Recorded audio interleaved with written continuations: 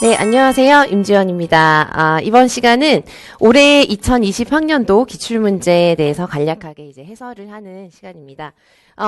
이 해설 자료는 보신 분들은 보셨겠지만 시험 직후에 이제 이 문항별 답안, 예시 답안과 간략한 해설은 제가 이제 자료로 올려드렸었는데 그 해설을 기반으로 해서 오늘은 이제 좀 문항별로 간단하게 좀 설명을 드리려고 합니다. 다만 이 기출 분석이라고 하는 것이 우리가 단순하게 답만 찾는 것이라던가 뭐 문제 상황만 이렇게 분석하는 것으로만 끝나진 않죠. 원래 기출 공부는 훨씬 다양하게 깊게 이론이랑 관련해서도 다 보셔야 되지만 이번 시간은 그렇게 이제 자세하게 이론까지 정리하는 시간은 아니고 이제 올해 2020학년도 유아, 초등, 중등별로 이제 간단하게 문항별로 문제 의도나 문제 상황을 분석하고 여러분들이 그 문제에 맞는 답안을 어떻게 쓰셨어야 하는지 이런 거에 초점을 두고 좀 설명을 해드리려고 합니다. 그래서 사실 제가 이제 의도하는 이 시간은 어떤 분들에게 이제 도움이 되실 수 있도록 하려고 하냐면, 이제 처음 공부를 이제 시작하시는 분들이 있죠. 그래서 내년에 처음 공부를 그러니까 내년에 공부를 하실 분들이, 공부를 하기에 앞서서, 물론 이제 기출 분석은 여러분들이 이론 정리를 어느 정도 하시고, 그런 이론에 대한 이해가 있으신 다음에 기출을 보시는 게 효과적이고, 그렇게 하시는 게 맞는데, 지금 우선 이론을 공부하기 전에, 그래도 내가 어떤 시험을 볼 것인가, 내가 보려고 하는 시험이 어떤 문제로 구성이 되어 있고, 어떤 모양으로, 그리고 어떤, 난이도로 어떤 영역에서 뭐 어떻게 나오는지 이런 것들을 좀 한번 보시고 공부를 하시는 것도 좋을 것 같아요. 그래서 그런 분들에게 도움이 되실 수가 있고요. 그리고 또 하나는 이제 올해 시험을 보셨는데 아직 결과가 모두 다 나온 건 아니지만 만약에 이제 내년에 다시 준비를 하신다면 중요한 게 뭐냐면 여러분들이 이제 올해 시험을 보신 경우에 이제 뭔가 부족했던 부분들이라던가 이런 것들이 있겠죠. 그래서 그걸 다시 공부를 시작하시기 전에 반드시 내가 뭐가 부족했고 그리고 어떤 부분을 잘했고 어떤 부분이 부족했었는지 그런 걸 잘 분석을 하셔서 그걸 개선하는 방향으로 이제 준비를 하셔야 되겠죠. 근데 그런 분석에 가장 이제 중심이 되고 중요한 것이 여러분들이 실제로 시험을 본 문제에 대한 그 나의 답안 그리고 내가 그 시험 상황에서 어떻게 이제 생각을 했었고 어떤 부분을 잘못 생각했고 어떤 부분을 잘 생각했느냐 이런 걸 좀 보셔야 돼요. 그래서 그런 걸 이제 확인하실 때 이 강의를 이제 활용하시면서 내가 실제로 답안을 썼던 그 내용과 이제 지금 제가 알려드리는 것과 비교하시면서 아 내가 이런 부분에서는 조금 더 이제 개선을 해야 되겠구나 이런 것들을 좀 찾아가시는 그런 시간이 되실 수 있을 것 같아요. 그래서 아무튼 지금부터 이제 제가 말씀드리는 그런 문항별 내용들은 이제 기출 분석, 문항별로 막 세세하게 분석을 한다기보다 이제 문항별로 문제의 의도, 문제 상황에 대한 분석, 그리고 그에 맞는 답안 작성, 어떤 것들이 답안의 키워드인가 이런 것들에 초점을 맞춰서 이제 간략히 말씀을 드리도록 하겠습니다. 자, 그래서 이제 순서는 유아, 초등, 중등 이렇게 해서 교직 논술 제외하고 교육학 논술 제외하고 전공 문제에 대해서 이제 말씀을 드릴 거고요. 그에 앞서서 여러분들이 이제 참고로 보시면은 우리가 기출 분석을 한다고 하는 건 굉장히 여러 가지 방법에 따라서 이제 보실 수가 있습니다. 그래서 가장 먼저 문제를 보실 때 아까도 이제 잠깐 말씀드렸지만 기출 공부를 본격적으로 하시려면 우선 우리가 그 시험 과목이라고 할 수 있는 것들에 대한 기본적인 지식과 이해가 있어야 되겠죠. 그래서 이론을 전반적으로 한번 기본 이해를 하셔야 됩니다. 그 과정이 아마 두세 달이 걸리실 텐데 그걸 먼저 하시고 기출 분석을 이제 체계적으로 아주 꼼꼼하게 제대로 하셔야 돼요. 그래서 그런 기출 분석을 하실 때는 먼저 그 문제가 어떤 상황인지 그리고 그 문제가 어떤 의도를 갖고 있는지 그것에 따라서 어떤 정답이 이제 있을 것인지 이런 것들을 분석을 하셔야 되겠죠. 요즘의 문제들은 여러분들이 이제 앞으로 지금 이제 하나하나 보시면 아시겠지만 단순 암기를 요하는 것 이런 것들은 거의 나오지 않습니다. 물론 뭐 기입형이라던가 뭐 간단한 그런 문제들이 물론 포함이 되어 있지만 전반적으로 대부분의 문제가 문제 상황에 맞게 이론을 적용하고 그것에 맞추어서 답안을 관련지어서 문제의 맥락과 문제 의도에 맞게 잘 쓰는 것이 굉장히 중요하거든요. 그래서 가장 먼저 문제 자체에 이제 초점을 두고 내가 어떤 문제를 지금 보고 있는지 무엇을 의도하는 것인지를 잘 보셔야 돼요. 이게 굉장히 중요하고 그것이 이제 되었으면 그것에 맞추어서 내가 머리로는 어떤 문제를 잘 이해하고 있어도 그걸 글로 쓰는 것이 굉장히 쉽지가 않거든요. 그래서 그것에 맞는 완성된 답안을 작성하는 연습을 하는 것도 기출 분석의 하나라고 이제 보실 수가 있어요. 그래서 답안 작성을 이렇게 하다 보면 내가 어떤 이론에 대한 이해가 부족한지 내가 어떤 부분에 있어서 문장을 잘 쓰지 못하는지 이런 것들이 또 발견이 되고 그걸 계속 이제 반복해서 연습을 하시는 것도 기출이랑 다 관련이 되는 것이죠. 그리고 또 하나의 방법은 이건 많은 분들이 이제 많이 하시는 거고 중요한 부분인데 기출문제를 보시면은 내가 빈칸에 써야 되는 답 말고도 그리고 또 그 답과 직접적으로 연관이 되는 것이 아니어도 그 문제 상황의 전체 맥락에서 뭔가 주어진 중요한 내용들이나 어떤 지문이라던가 문구라던가 설명들이 있어요. 그래서 문제 자체에 제시된 용어나 지문 같은 것들을 또 분석을 하실 수가 있습니다. 예를 들어서 A 문제가 있다. 그러면은 그 문제 자체에서 뭐 예를 들어서 답은 뭐 예를 들어서 교수적 수정이었다. 하지만 그 교수적 수정이라는 답을 도출해 내도록 하기 위해서 만든 그 문제 상황 안에는 교수적 수정이랑 관련된 굉장히 중요한 뭐 예시라던가 문구라던가 용어라던가 이런 게 있을 수 있겠죠. 그런 것들도 분석하는 것도 하나의 방법이 되겠습니다. 그리고 또 이제 중요한 것이 문제마다 적용된 관련 이론들을 또 이제 확장시켜 나가면서 정리를 하시는 거죠. 그리고 또 하나는 이제 여러분들 기출문제는 분석을 하기 시작해서부터 시험 칠 때까지 정말 계속 보셔야 되는 거예요. 이렇게 다양한 방식으로 보려고 하면 이 모든 걸 한 번에 다 할 수는 없잖아요. 그러니까 이제 뭐 예를 들어서 기출을 앞으로 시험 볼 때까지 3번 정도로 반복한다. 그러면 첫 번째는 이 부분에 초점을 두고 해보고 그 다음에 다시 반복할 때는 이걸 초점에 두고 여기에 초점을 두고 해보고 그 다음에는 또 다른 부분에 초점을 두고 해보고 이런 식으로 반복을 하실 수가 있어요. 그래서 그런 반복을 하는 과정 중에 한 부분에서는 또 뭘 하시면 좋으냐면 기출 분석을 했죠. 그러면은 여러분들이 이론 공부를 하실 때 이제 초반에 가장 먼저 하시는 1단계 이론 공부를 하실 때 각자 분명히 어떤 방식이든 자신의 자료를 만들게 됩니다. 이걸 하지 않으면 그건 이제 남는 게 없기 때문에 어떤 방식으로든 뭐 서브노트를 하시든 단권화를 하시든 자료 정리를 하실 거예요. 거기에다가 내가 정리한 나의 자료에다가 내가 분석한 기출 공부한 내용을 같이 이제 통합을 하시는 거죠. 그래서 나중에는 그 자료만 이제 보다 보면은 이제 전체적으로 다 이론과 기출에 대한 내용이 한 번에 정리가 될 수 있도록 하는 것도 굉장히 좋은 방법 중에 하나입니다. 그래서 예를 들면 단권화를 하신다면 제가 본 합격생 분들 중에서 이제 굉장히 좋은 방법이었고 잘 하셨다고 생각이 드는 게 이론서에 예를 들어서 이제 뭐 교수적 수정의 단권화 부분에 교수적 수정이 있겠죠. 그러면 그 교수적 수정 페이지에 기출이랑 관련된 그동안 교수적 수정이랑 관련된 기출 문제에서 요 문구 또는 이런 용어, 이런 예시, 이거는 굉장히 앞으로도 도움이 되겠다. 그런 걸 이 단권화의 교수적 수정 페이지에다가 특정 색깔의 볼펜으로 다 문구를 다 일일이 적으시더라고요. 그걸 이제 다 하는 작업을 한 2, 3개월 이상 하셔서 나중에는 이 단권화된 자료 하나만 계속 반복해서 보시면 이론도 전체적으로 정리가 되고 그 페이지에서 관련된 기출도 같이 이제 보시게 되는 거죠. 그런 식으로 여러 가지로 이제 활용을 하실 수가 있어요. 그래서 아무튼 이제 기출 분석을 하는 여러 가지 방법 중에 하나이니까 꼭 참고하셨으면 좋겠고 또 이것도 여러분들이 이제 한 번 정도는 보실 필요가 있습니다. 분석을 하실 필요가 있어요. 그리고 이게 어쩌면은 앞으로 어떤 문제가 나올까 이런 걸 생각해보는 또 중요한 단서가 될 수가 있습니다. 어떤 특정 내용이 얼마나 자주 나왔느냐. 이건 늘 말씀드리는 거지만 우리가 매년 기출문제를 보잖아요. 그런데 그 기출문제에서 분명히 매년 뭔가 새롭다 이런 문제가 꼭 있어요. 하지만 대부분의 90% 이상은 그동안의 한 10년치의 기출문제를 다 꼼꼼하게 분석하면 거의 반복입니다. 그럴 수밖에 없어요. 왜냐면은 우리가 특수교육학이라는 영역이 막 매년 정말 새롭게 막 자꾸만 이제 새로운 내용이 제시가 되고 하지 않잖아요. 그냥 학문의 영역이라는 건 기본 틀이 있고 그 기본 틀 안에서 중요한 것들은 반복이 되기 마련이거든요. 그래서 어떠한 것이 많이 나왔는지, 최근에 어떤 것들이 많이 나왔는지 이런 것들을 체크하는 것도 기출 분석을 하는 여러 가지 방식 중에 하나입니다.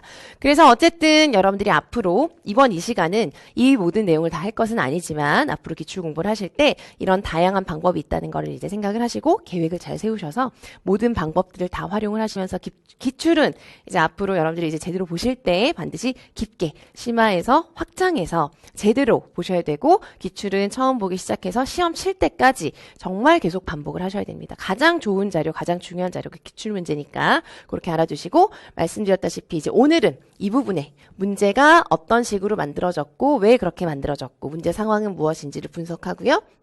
그에 맞는 답안의 키워드를 파악하는 거. 여기에 초점을 두고 설명을 드리도록 하겠습니다. 자, 그래서 이제 간단하게 이제 기출이 무엇이냐 이런 걸 좀 설명을 드리고 싶어서 설명을 드렸고요. 이제 넘어가서 이제 2020학년도 유치원 교육과정에 나온 우리 문제부터 보겠습니다. 그리고 유아 초등 같은 경우는 아시겠지만 그 유치원 일반 유치원 교육과정과 그리고 초등 같은 초과정 이런 내용들이 포함이 되어 있죠. 그런 것들은 생략하고요. 이제 바로바로 우리 전공에 대한 것을 보도록 하겠습니다.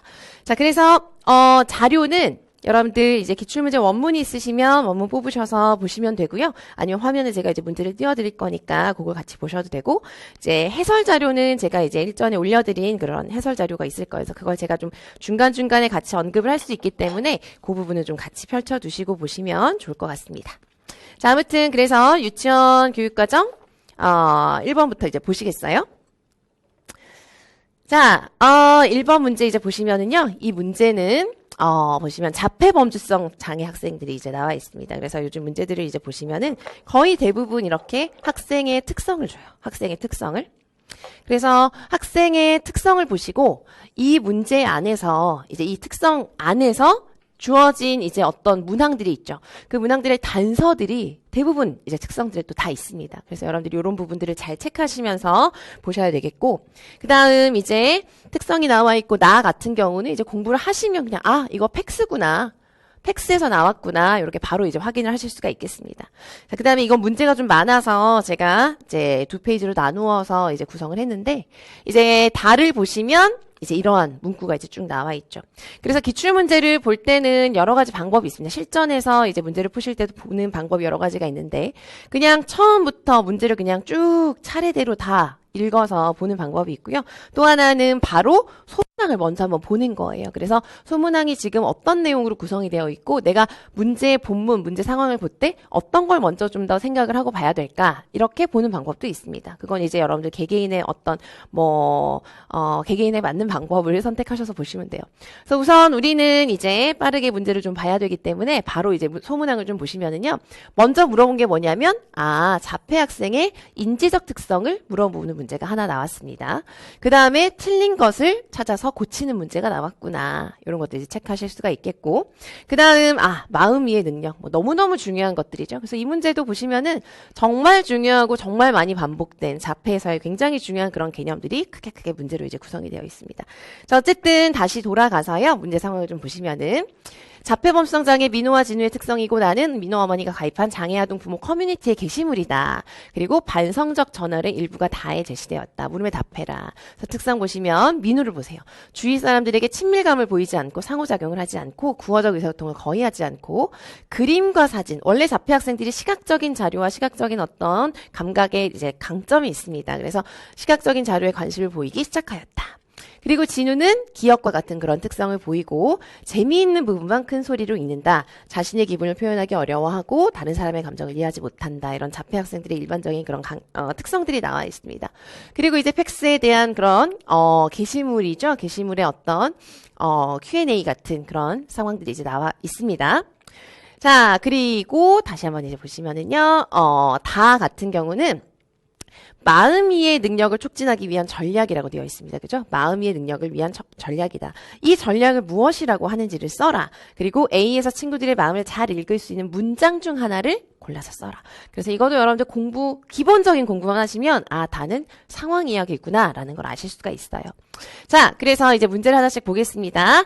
1번에서 다시 보시면 가의 기억에서 진우가 결함을 보이는 인지적 특성을 무엇이라고 하는가. 기억이 있었죠, 아까? 여기를 보시면 사물의 전체가 아니라 어디에 집중하느냐? 부분에 집중한다. 이 문제는 난이도가 그렇게 높지 않습니다. 아주 기본적이고 핵심적인 키워드를 다 그냥 바로바로 직접적으로 주었어요. 예를 들면 코끼리 그림을 보면 전체적인 코끼리 그림을 보는 것이 아니라 코끼리의 꼬리나 발과 같은 작은 부분에만 집중을 하여서 그림이 코끼리인지 아는 것에 결함이 있다. 이렇게 되어 있습니다. 그러니까 전체가 아니라 부분에 집중한다. 그죠? 그래서 이거는 자폐 학생들이 보이는 가장 그런 대표적인 특성이기도 하고요. 그리고 또 문제마다 요즘 문제들은 특히나 대부분의 기출문제가 그렇지만 특히 최근으로 올수록 이 문제는 이걸 요구한다라는 걸 아주 명확하게 구체적으로 힌트와 단서를 또 어딘가에서 줍니다. 그런 경우가 굉장히 많고 조건도 명확하게 주고요. 그래서 보시면 인지적 특성이라고 했죠. 그래서 자폐 학생의 인지적 특성, 그러면 대표적으로 뭐가 있느냐? 중앙응집 능력이라던가 또 뭐가 있죠? 마음이론, 그리고 실행기능, 이런 것들이 대표적인 그런 인지적 특성 안에 들어가는 개념이거든요. 그 중에서 인지적 특성을 무엇이라고 하느냐? 중앙응집 능력의 결함이라고 쓰시는 거죠. 그래서 지금 보시면 진우가 결함을 보이는 인지적 특성을 무엇이라고 하는가라고 했기 때문에 중앙응집 능력에 대한 결함이다. 이렇게 그 용어를 쓰시면 되는 거예요. 아시겠죠? 그래서 1번은 간단하게 기입형 문제라고 보시면 되겠고요. A, G 중에서 나의 A, G 중에서 틀린 것을 두 가지를 찾아서 기호를 쓰고 각각 바르게 고쳐 써라. 그래서 여러분들이 이제 이거는 여러분들 답안 작성 나중에 하실 때 다 아시게 될 건데 여기에서 고쳐 써라. 모든 문제는 여러분들 그냥 문제가 하라는 대로 문제가 그냥 요구하는 대로 그 조건을 그냥 그대로 잘 지켜서 쓰시는 게 가장 좋은 답안이거든요. 이 서술형 문제 같은 경우도 틀린 것을 찾아서 이유를 쓰라는 그런 문제가 있고요. 틀린 것을 찾아서 고쳐 써라 이런 문제가 있어요. 그건 굉장히 요구하는 바가 다릅니다.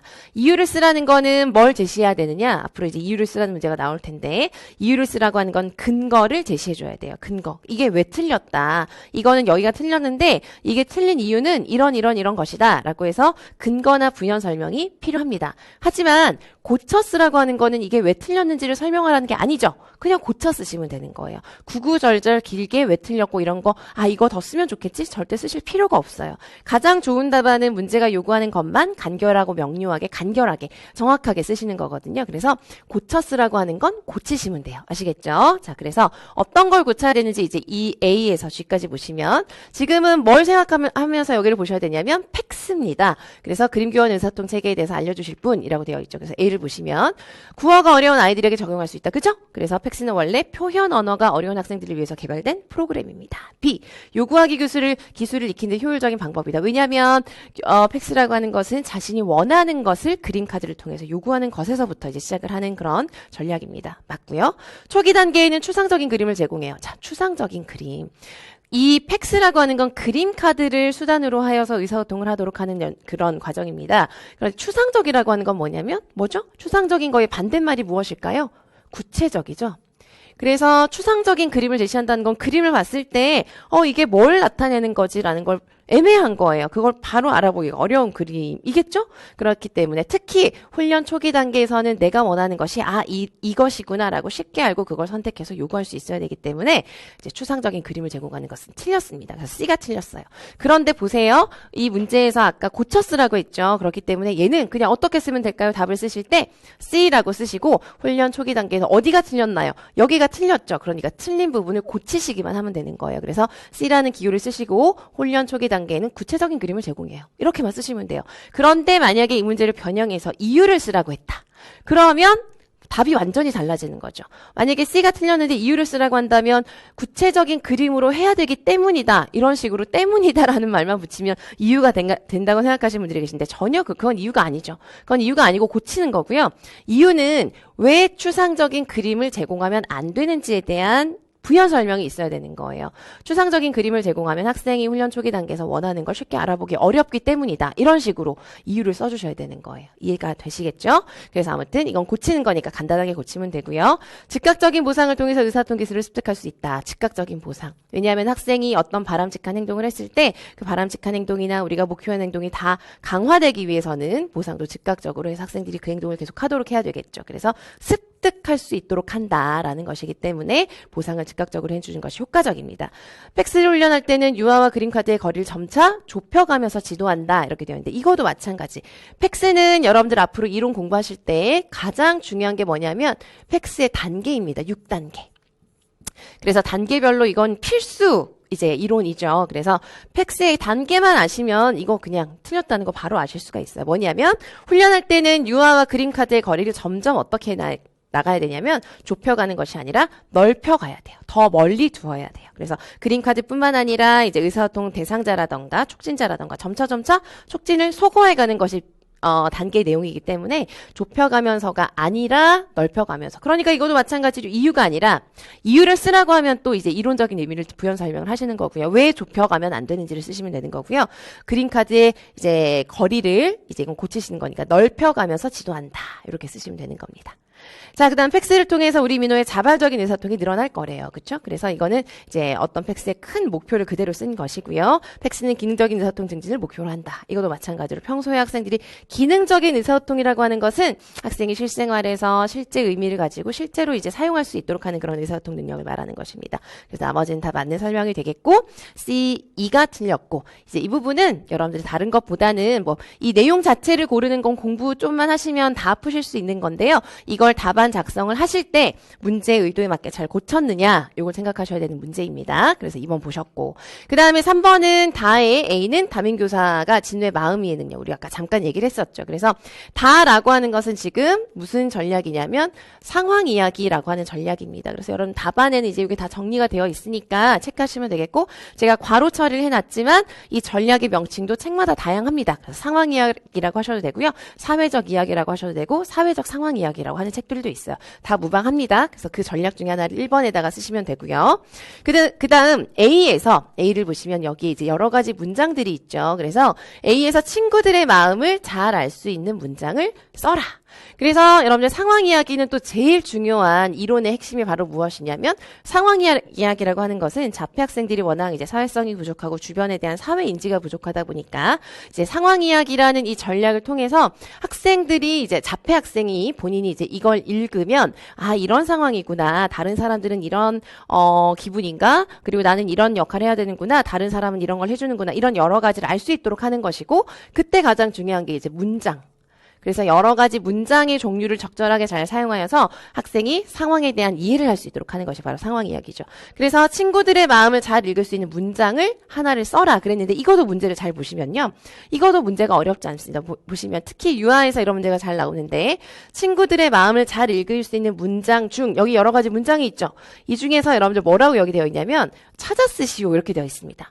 이거는 무슨 말이냐면 이건 그대로 여기 있는 여러 가지 문장 중에서 친구들의 마음을 알 수 있도록 하는 문장을 그대로 찾아서 그대로 쓰시면 돼요. 그대로. 그래서 이 문제도 이제 사실 이론적으로 물을 것이었으면 친구들의 마음을 잘 읽을 수 있도록 하는 문장의 유형이 무엇이냐 이런 이론적인 용어를 물을 수도 있죠. 그런데 그런 문제도 많이 나왔고요. 그런데 이 문제는 그냥 찾아 쓰시는 거예요. 그래서 만약에 시험을 보신 분들은 아마 이걸 다 알고 계실 거예요. 그런데 만약에 정말 모른다라고 해도 그냥 읽어보면 알 수 있어요. 친구들의 마음은.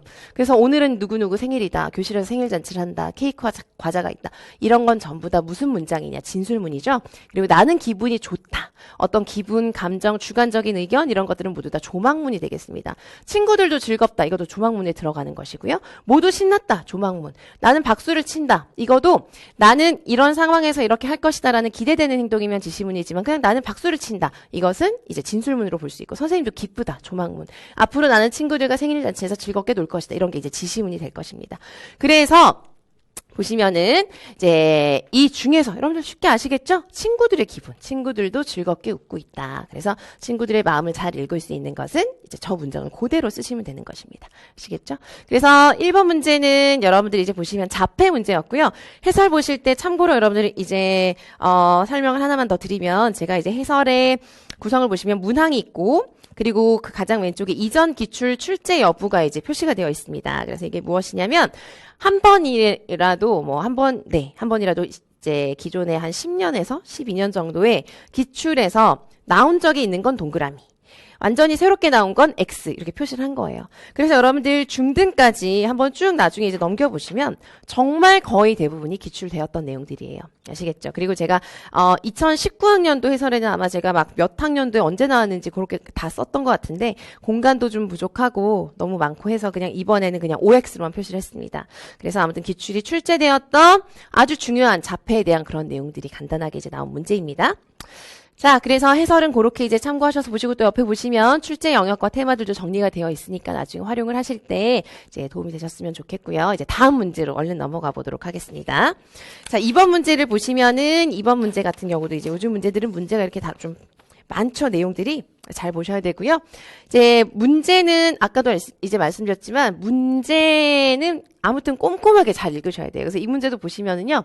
여기 보시면 바로 뇌성마비 학생이라고 제시가 되어 있죠. 그래서 이 부분도 사실 잘 봐야 답을 쓸 때 좀 헷갈리지 않을 수가 있는 부분들이 있습니다. 뇌성마비 유아 슬기의 특성이고 지체장애 유아에 대한 대화이다. 그래서 가를 보시면 학생의 특성이 나와 있고요. 나의 이제 대화 내용들이 이렇게 쭉 나와 있습니다. 그래서 이 문제는 무엇을 묻는 것이냐? 슬기의 운동장의 유형을 쓰시오. 어디에 근거해서? 여러분들 이런 것들도 이제 문제 앞으로 보시면 많이 나올 거예요. 어디에 근거하여 라고 되어 있거든요. 그럼 그 부분을 보시고 답을 찾으시면 되는 거예요. 아시겠죠? 그래서 가에 근거하여, 그러니까 여기를 보시고 지금 슬기의 운동장의 유형을 쓰라고 했습니다. 그런데 만약에 뭐 아무런 그런 단서 없이 그냥 운동장의 유형을 써라. 그래도 물론 이제 가를 보면 우리가 알 수는 있지만 더 확실한 것은 이미 학생이 지금 슬기가 뇌성마비라고 하였거든요. 그러니까 뇌성마비 운동장의 유형 중에서 하나를 쓰는 문제, 기본적인 문제이죠. 그리고 이것도 마찬가지로 굉장히 중요한 키워드를 특성 안에 다 주었습니다. 불규칙하게 뒤튼다, 움찔거린다, 또 보세요. 손을 뻗을 때 바깥쪽으로 외회전되면서 틀어지면서 또 중요한 것, 의도하지 않는 방향으로 움직임이 나타난다. 의도하지 않은 방향으로 나타난다고 하는 것은 이제 불수의적으로 움직임이 나타나는 것이죠. 그죠?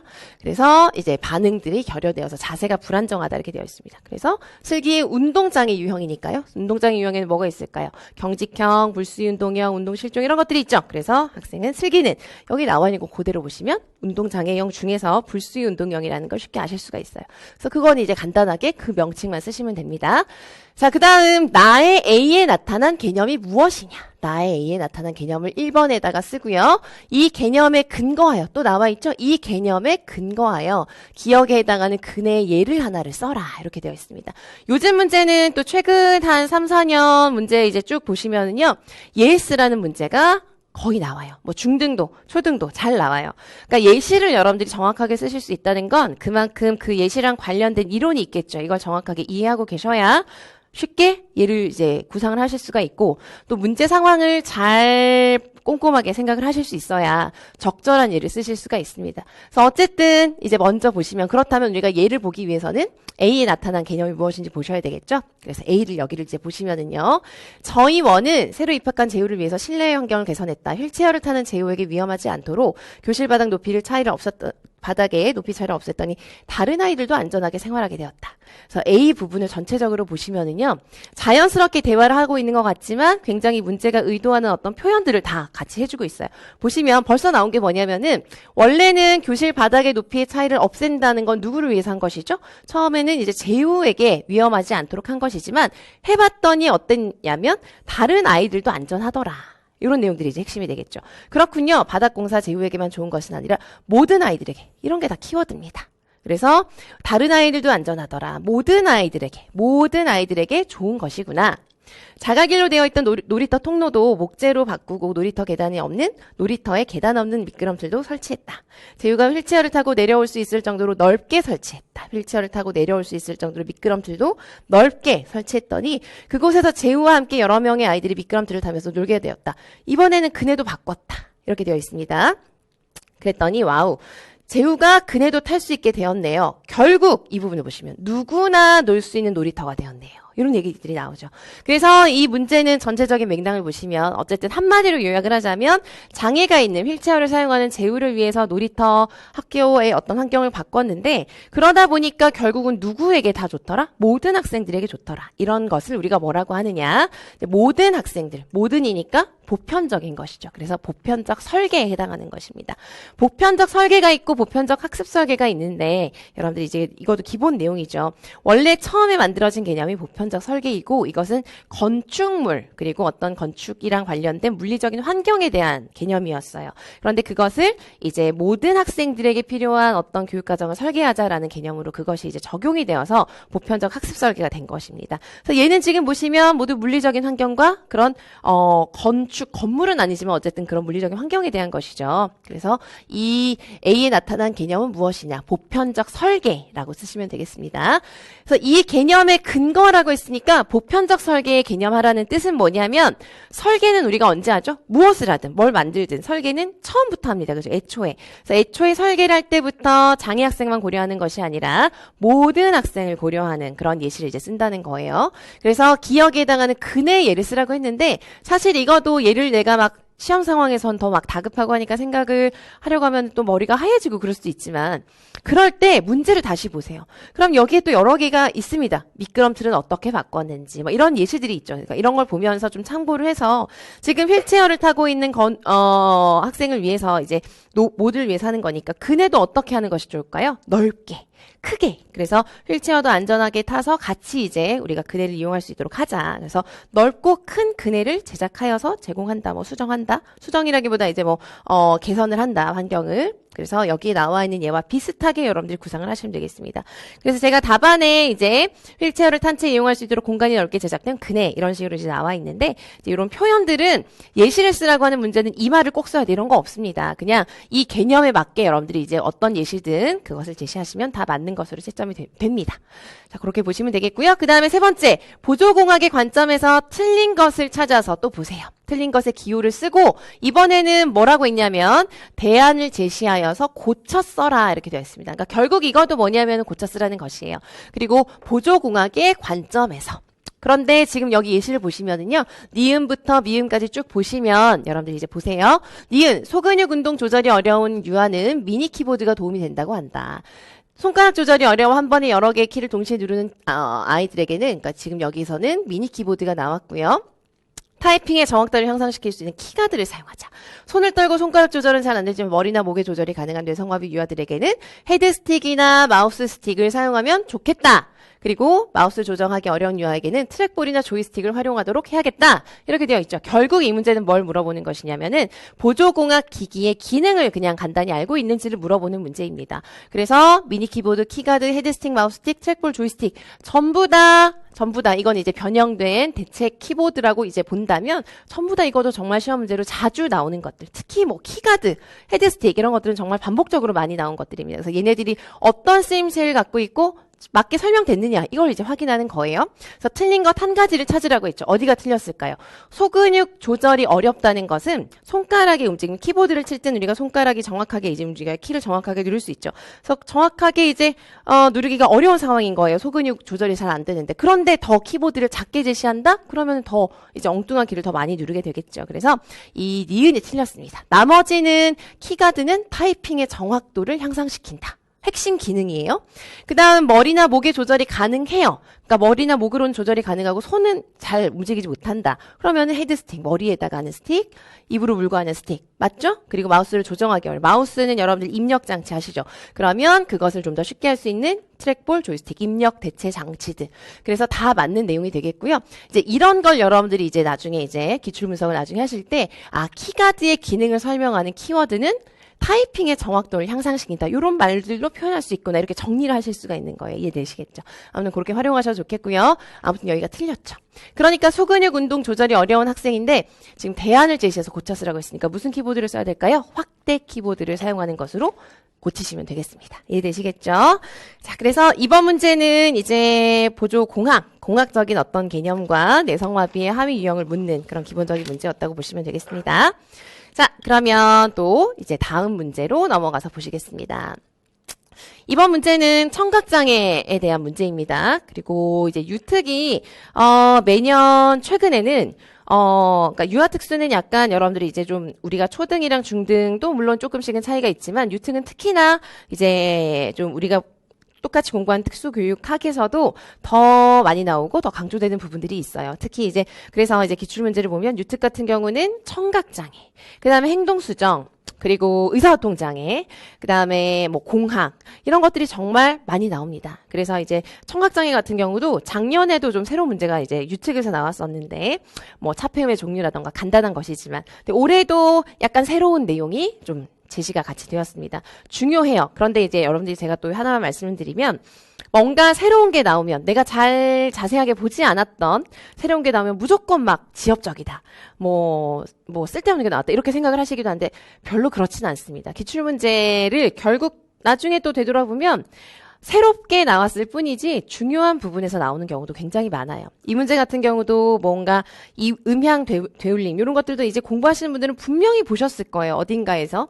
근데 얘가 막 자세하게 나온 적이 없으니까 얘를 그냥 보고 이해하고 넘어가시기만 하셨다가 문제로 막상 나오니까 새롭다. 이런 것까지 왜 냈을까? 이렇게 생각을 하실 수도 있으나 사실 음향 되울림이라던가 음향 피드백은 보청기 사용하는 데 있어서 굉장히 중요한 고려하고 알아두어야 되는 사항이죠.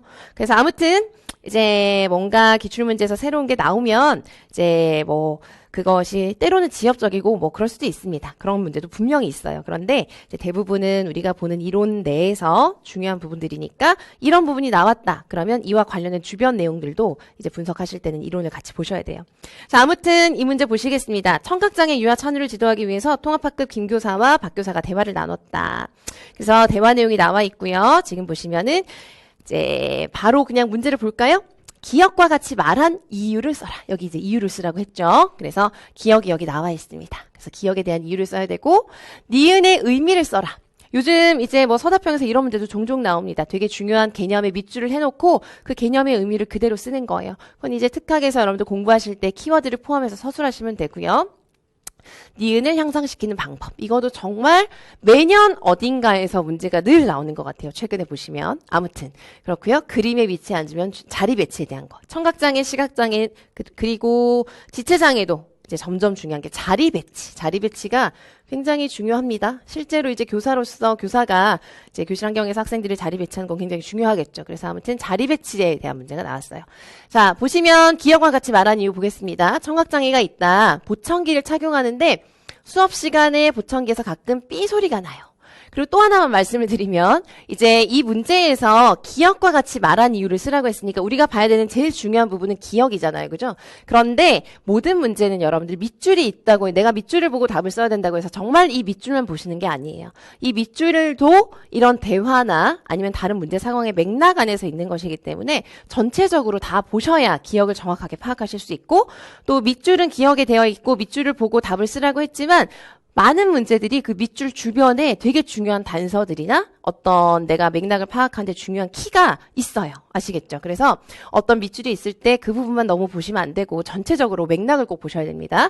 그래서 지금 보시면 보청기에서 가끔 삐 소리가 난다. 이 말은 뭐냐면 이제 잡음이 있다는 거예요. 보청기.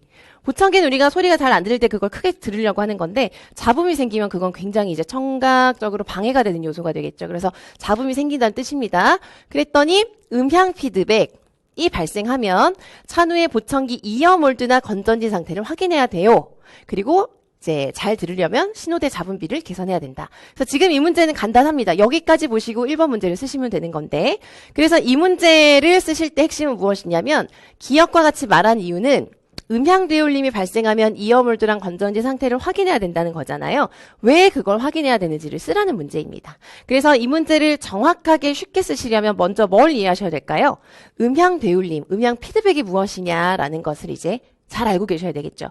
그래서 음향 되울림이라고도 하기도 하고요. 음향 되울림을 실제 영어로 쓰는 용어에서는 피드백이라는 말을 써요. 그래서 음향 피드백이라고도 이제 문제되어 있죠. 그래서 어떤 이제 보청기학 이런 데 보면은 이 음향 피드백을 보청기 피드백 이렇게 용어를 쓰기도 합니다. 표현을 할 때. 자, 그래서 이건 어쨌든 뭐냐면은 보청기를 착용을 하고 듣잖아요. 그래서 보청기를 착용하고 그걸 듣는 과정에서 뭔가 외부에서 잡음이 발생해서 그 잡음이 들어오는 게 아니라 보청기를 사용하는 그 과정에서 그게 어딘가인지는 다 이유는 다양하겠지만 보청기를 착용하고 그걸 듣는 과정에서 보청기 자체에서라던가 보청기와 그 사용자의 어떤 신체적인 어떤 뭐 상황에서 뭔가 보청기가 딱 맞아야 되는데 맞지 않는다거나 하는 여러 가지 때문에 발생하는 어떤 잡음들 있죠. 그런 것들을 우리가 이제 음향 되울림 현상이다라고 합니다. 그래서 음향 되울림 현상이라고 하는 건 좋은 걸까요? 나쁜 걸까요? 당연히 나쁜 거, 방해가 되는 요소가 되는 거예요. 그래서 이렇게 삐라는 소리가 나는 음향 되울림, 보청기를 착용하는 것 때문에 발생하는 그런 여러 가지 잡음은 이유가 여러 가지가 있을 수 있기 때문에 만약에 그런 게 발생한다, 학생이 불편하다, 그러면 그걸 점검하고 개선시켜줄 수 있어야 되겠습니다. 수정을 해야 되겠죠. 그래서 여러 가지가 있지만 대표적으로 이어몰드와 건전지 상태를 보도록 합니다. 자, 이어몰드가 뭘까요? 이어몰드는 뭐냐면 귀에 딱 꽂는 부분이 있죠. 보청기가 있으면 귀에 딱 꽂는 부분이 있어요. 여러분들이 이어폰 사용할 때 때도 이어폰을 내가 귀에 꽂았을 때 그게 딱 내 귀에 뭔가 맞아야지 그게 뭐 헐겁다거나 자꾸 틈이 생긴다거나 하면은 그 사이로 자꾸 잡음 같은 것들이 발생할 수 있겠죠. 그래서 이어몰드를 보는 거예요. 삐 하는 그런 잡음이 발생할 수 있기 때문에. 그래서 이어몰드가 학생에게 딱 맞아야 돼요. 밀착이 되어야 돼요. 그래야 이제 잡음이 발생하지 않거든요. 그래서 이어몰드를 확인하라고 한 이유는 이어몰드가 학생의 귀 상태에 맞게 잘 밀착되어 있는지, 틈이 없는지, 이어몰드의 어떤 착용 상태 때문에 보청기 피드백이 발생한 건 아닌지를 확인하기 위해서고요. 또 하나가 건전지를 교체할 시기가 되었다거나 하면 또 보청기 자체에서 그런 잡음이 발생할 수가 있습니다. 아시겠죠? 그래서 이 문제는 이제 사실은 간단한 거예요. 음향 되울림이 어떤 것이냐. 음향 되울림에 대한 어떤 원인이 대표적인 이런 게 있을 수 있기 때문에 확인하도록 한 것이구나. 이걸 알고 쓰시면 됩니다. 그래서 답을 쓰실 때는 기억과 같이 말한 이유를 쓰라고 했기 때문에 뭐라고 쓰시면 되냐면 이어몰드가 학생에게 이제 착용된 상태를 확인하여서 이어몰드 때문에 잡음이 발생한 것은 아닌지, 그리고 건전지의 교체 시기가 지나서 잡음이 발생한 것이 아닌지를 확인하기 위하여, 그것 때문에 음향 되울림 현상이 나타난 것인지 아닌지를 확인하기 위하여 이제 이렇게 한 것이다 라고 이유를 쓰시면 되는 거예요. 아시겠죠? 그래서 이것도 마찬가지 제가 답안에 이렇게 문장으로 예를 들어서 써드렸는데 이런 내용만 들어가면 됩니다. 문장 자체는 다양하게 쓰실 수가 있겠고요. 자, 되시겠죠? 그래서 이 문제가 약간 이제 새롭게 조금 다뤄진 그런 부분이라고 보실 수가 있겠습니다. 자, 다음 문제로 넘어가서 보시면 니은의 의미를 쓰고, 그리고 수업 상황에서 니은을 향상시키는 방법. 그래서 이것도 정말 최근 문제로 정말 많이 SNR. 신호 대 잡음비. 신호가 뭐냐면 학생이 들어야 되는 소리. 잡음은 학생이 들어야 되는 소리를 방해하는 소리. 그래서 레티오라고 되어있죠. 레티오. 그래서 이거는 비율을 말하는 거죠. 그래서 신호음과 잡음에서 내가 신호를 들어야 된다. 그러면은 신호음과 잡음의 크기의 비율을 말하는 거예요. 그래서 여러분들이 의미를 쓰라고 했죠? 그러니까 이걸 그대로 여러분들 풀어서 쓰시면 됩니다. 그래서 이제 신호음. 그러니까 신호음과 듣는데 방해가 되는 잡음의 비율이다. 그런데 좀 구체적으로 쓰셔야 돼요. 의미를 쓰라고 했기 때문에. 무엇의 비율이냐? 소리 강도의 비율입니다. 그죠? 그래서 소리가 어떤 게 더 커야 되냐? 당연히 신호음이 더 커야 되죠. 그래서 이 의미 자체를 쓰시는 거기 때문에 신호음에 대한 잡음의 소리 강도의 비율이다. 이런 식으로 쓰시면 되겠어요.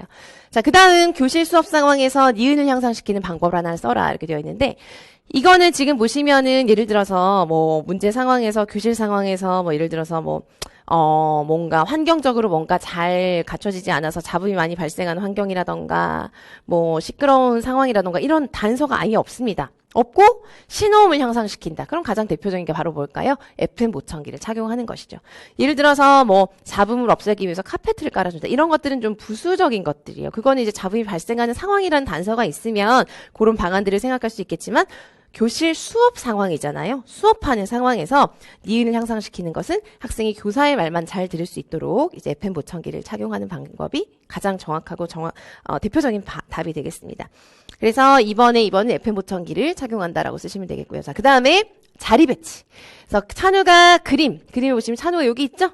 그리고 지금 여기서 중요한 거 보시면 여기에 앉으면 좋은 이유를 디귿과 리을을 고려해서 각각 쓰라고 되어 있습니다. 그래서 여기 보시면 찬우의 자리는 어디로 할까요? 수업 형태에 따라 자리 배치를 하는 것이 좋겠다. 유아들이 언어적 상호작용을 많이 하는 수업 시간이다 라고 되어 있죠. 디귿을 고려해서 왜 여기에 이런 식으로 자리 배치를 하면 좋을까라고 되어 있습니다. 그래서 유아들이 언어적 상호작용을 많이 하는 수업 시간이고 지금 학생들이 유아들이 어떻게 앉아있죠? 다 둘러 앉아있죠? 그러니까 디귿에는 답안의 키워드가 뭐가 될까요? 찬우가 이제 언어적 상호작용을 많이 하는데 청각장애가 있으니까 뭘 잘 볼 수 있어야 될까요? 다른 친구들의 표정과 입모양 이런 걸 잘 볼 수 있어야 되겠죠. 그 내용을 쓰시면 되는 거예요. 그 다음 조명이나 채광도 고려해야 된다. 그러면 이 문제 상황에서 조명이나 채광에 대한 단서를 주는 게 바로 어디 있죠? 창이 여기 있거든요. 그래서 지금 찬우의 등 뒤에서 빛이 이렇게 비춰지는 거예요. 그래서 이거도 이제 왜 이렇게 해야 되느냐? 요걸 이제 쓰시는 거예요. 문제랑 관련 지어서. 그래서 이제 창을 등지고 있으면은 우선은 창이 지금 내 눈앞에 바로 있으면 뭐가 발생할까요? 눈부심. 그러니까 눈부심이 발생하는 걸 방지하면서 빛이 결국 어디로 비추게 되냐면 찬우 얼굴로 비추는 게 아니라 다른 사람들 로 다 비추게 되어 있죠. 그래서 눈부심을 피하고 이제 말하는 사람들을 밝게 잘 볼 수 있도록 하는 자리 배치이다. 이렇게 쓰시면 되겠습니다. 그래서 이거는 이제 자리 배치에 대한 기본적인 원리를 이 그림 상황과 디귿 리을에 적용을 하여서 답안을 쓰시는 거예요. 되시겠죠? 그래서 이것도 답안을 좀 내용 자체가 어렵진 않지만 좀 문장을 깔끔하게 잘 쓰셔야 되는 문제였습니다. 자, 다음 문제 이제 보시면은 4번 문제, A의 4번 문제를 보시면은요. A의 4번에 소문항 1번을 넘어가시면 되고요. 유치원교육과정이랑 2번, 3번을 보도록 하겠습니다. 지금 디귿에 해당하는 용어를 또 써라. 이번 유특 문제는 좀, 해마다 조금 이제 유특만의 어떤 그런 성격이 좀 있는데, 기본 용어 쓰는 거, 그리고 되게 중요한 큼직한 이론을 물어보는 거, 이런 것들이 이제 많이 나오는 편이에요. 자, 아무튼 이것도 이제 디귿에 해당하는 용어를 쓰라는 문제가 나왔고요. 그리고 리을을 중재할 때, 리을의 중재를 할 때 중재의 단계의 시작점이나 방향에 따른 중재 방법을 써라. 먼저 문제 바로 보겠습니다. 여기는 이제 1번에 해당하는 문제이기 때문에 넘어가도록 하겠고요. 공을 던지는 데 필요한 단위 행동을 생각해보자. 이렇게 되어 있어요. 공을 던지는데, 공을 던지는 건 그냥 하나의 행동이기도 하지만 공을 잡고 팔을 올리고 던지고 뭐 팔을 내리고 이런 식으로 구분을 할 수도 있겠죠. 단위 행동을 생각해보자 이렇게 되어 있는 거예요. 그래서 디귿을 봤더니 첫 번째 단계는 공을 두 손으로 잡고, 두 번째 단계는 공을 가슴까지 들어 올리고, 세 번째는 팔을 뻗고 마지막으로 공을 놓는 단계. 그래서 공을 던진다는 하나의 행동을 이렇게 어떻게 했죠? 여기에 키워드가 있습니다. 나눌 수 있다. 그래서 결국 나눈 거예요. 그렇기 때문에 그래서 해당하는 용어는 뭘까요? 과제 분석. 용어를 그대로 쓰시면 되고요. 그래서 이와 같이 나눈 기술들, 과제 분석해서 나눈 기술을 행동연쇄로 가르칠 수 있다. 그래서 행동연쇄라고 되어 있죠. 그런데 이 문제도 쉽습니다. 행동연쇄를 할 때 중재 단계의 시작점이나 방향에 따른 중재 방법의 유형을 써라. 그래서 시작점이나 방향에 따라서 크게 나누면 전진형 아니면 후진형이겠죠. 아시겠죠? 전과제형은 들어갈 수가 없는 게, 전과제형은 방향으로 치면 전진형에 들어갈 수가 있어요. 그래서 그냥 구분이 되는 유형 두 가지를 쓰라고 했기 때문에 전진형 행동연쇄, 후진형 이렇게 해서 두 가지를 쓰는 것이 문제입니다. 어렵지 않습니다. 자, 그다음 미음 활동에 의도하는 바를 장애 이해 교육 측면에서 쓰시오 이렇게 되어 있습니다. 그래서 중략되어 있고요. 이제 다른 주제로 넘어간 거예요. 그래서 공 주고받기를 할 때 짝을 어떻게 정할지 걱정이다라고 했더니 이제 뭐 다른 학생들은 좀 꺼려하더라. 그럼 이렇게 해보자. 예를 들면 아이들이 좋아하는 과일을 모두 물어보고, 같은 과일을 좋아하는 유아들끼리 모둠을, 같은 과일을 좋아하는 유아들끼리 모둠을 이루어서 그 과일에 대해서 이야기를 나누도록 하고 주와도 자연스럽게 어울릴 수 있도록 하자. 활동 이후에는 아이들이 주아와 자신들이 같은 걸 좋아한다는 것을 깨닫게 되겠지요. 이런 것들이 여러분들이 이제 이 문제도 보세요. 미음 활동이라고 했잖아요. 그래서 미음은 여기에 있죠. 하지만 이런 데를 읽으면 다 문제에서 이런 걸 요구하는구나, 이런 답에 이런 말들이 이제 포함되는 것이 맞겠구나라는 맥락을 자연스럽게 또 아실 수가 있어요. 자, 그래서 보시면은 미음 활동이 의도하는 바. 그래서 이거도 장애이해 교육에 대한 것은 뭐 개론에도 나와 있고 통합교육 책에도 나와 있고 하죠. 그래서 장애이해 교육은 이런 의도로 한다라는 건 굉장히 다양한 설명이 있습니다. 그래서 이런 문제들은 특히나 어떤 뭐 책에 나와 있는 말을 써요. 이게 아니라 문제에 집중해서 그것에 해당하는 것을 쓰시는 거예요. 그래서 의도하는 바를 이해교육 측면에서 쓰자면, 이해교육도 여러 가지가 있죠. 장애 자체에 대한 뭐 어떤 지식을 알려주는 것, 그리고 우리가 뭐 배려해야 될 점을 알려주는 것, 여러 가지가 있지만 장애 이해교육에 되게 또 중요한 의도나 목적 중에 하나가 장애 학생도 다른 친구들과 다르지 않다는 거, 이런 걸 알려주려고 하잖아요. 그래서 또 보니까 같은 과일을 좋아하는 친구들끼리 모아주고, 그래서 결국은 같은 걸 좋아하는 걸 깨닫게 해준다. 그러니까 다르지 않다는 걸 알려주려고 하는 거죠. 의도 아시겠죠? 그래서 그거에 대한 답을 쓰실 때, 그래서 이거도 여러분들 여기서 뭐 특정 용어를 꼭 써야 돼, 이 말을 꼭 써야 돼 라기보다는 이런 의미가 들어가야 되는 거예요. 그래서 그 의미를 나타내주는 좋은 표현은, 예를 들어서 이제 친구들, 유아들끼리 유사성을 느낄 수 있도록 한다, 동질감을 느낄 수 있도록 한다, 이런 말을 써주시면 그 단어 하나로 굉장히 자연스럽게 설명이 되겠죠. 그래서 여러분들이 제가 이제 이것도 마찬가지로 답안에는 여러분들 보시면 유사성이나 또래로서의 동질감을 느낄 수 있도록 한다, 이런 표현을 하였는데, 뭐 요 단어를 쓰시면 좋고 쓰지 않으셔도 이런 의미가 들어가게 서술하시면 다 맞게 채점이 되었을 겁니다. 아시겠죠? 그래서 4번이 이렇게 간단하게 보시면 돼요. 어쨌든 문제 지금 계속 보시면 이론을 베이스로 해서 이론을 적용하는 것도 중요하고 당연히 그거는 필수적인데, 답안을 쓰실 때는 문제에 초점을 두고 거기에 충실해서 쓰시는 것도 정말 중요합니다. 자, 5번 보시겠습니다. 5번을 보시면 이제 지금 이것도 공부하셨으면 바로 보면 자바라 분석에 대한 거구나라는 거 아실 수가 있는데요. 어쨌든 문제를 보시면 언어평가를 위해서 자바라 분석을 했다. 평균 발화 길이 분석을 한 결과를 한번 봐주세요. 어떻게 나왔느냐라고 했더니 이렇게 나왔다라고 해서 제시를 했고 그 다음 여기 보시면 디귿이 나와 있고 그 다음에 리을이 나와 있습니다. 이것도 문제 바로 보시면 기역과 니은에 들어갈 평균 발화 길이의 유형을 써라. 그래서 이것도 문제가 어렵지 않게 나온 거예요. 원래 이제 뭐 예를 들면은 조금 난이도 있게 나온다면 여기에다가 유형을 주고 계산해라. 이런 거 충분히 나올 수 있고 그런 문제도 많이 나왔었거든요. 근데 이번에는 다 계산을 해놓고 여기에 들어가는 유형을 쓰라는 것이에요. 자, 어쨌든 자바라 분석을 할 때 여러분들이 이제 아시겠지만 자바라 분석은 의미론적 분석이 있고 구문론적인 분석이 있고 구문론적인 분석이 있고 그 다음에 화용론적인 분석이 있습니다. 근데 여기서 말하는 평균 발화 길이라고 하는 거는 구문론적인 그런 분석에 해당하는 것이죠. 그죠? 그래서 구문론적 분석 중에서 평균 발화 길이를 구한다라는 개념이 있고 평균 발화 길이라고 하는 건 발화의 길이를 보는 거예요. 그런데 우리가 발화의 길이를 우리가 뭐 길이는 자로 재죠. 그렇지만 우리가 말의 길이를 자로 잴 수 없습니다. 그래서 어떤 단위가 필요해요. 그래서 평균 발화 길이를 구하는 단위는 뭐가 있나요? 형태소가 있고 그 다음에 낱말이 있고 어절이 있습니다. 이게 그대로 나온 거예요. 그래서 보시면 평균 어절 길이는 제시가 되어 있죠. 그래서 나머지 보시면서 어떤 유형인지를 보시면 돼요. 그러니까 이 문제는 어디를 보고 판단하시느냐? 여기를 보고 뭐에 따라서 한 건지 여기를 보고 뭐에 따라 한 건지 유형을 쓰시는 거예요. 그래서 바로 보시면 어렵지 않습니다. 얘는 형태소에 대한 거고요. 니은은 낱말에 대한 것이죠. 근데 이것도 여러분들이 이제 책마다 조금씩 표현이 달라요.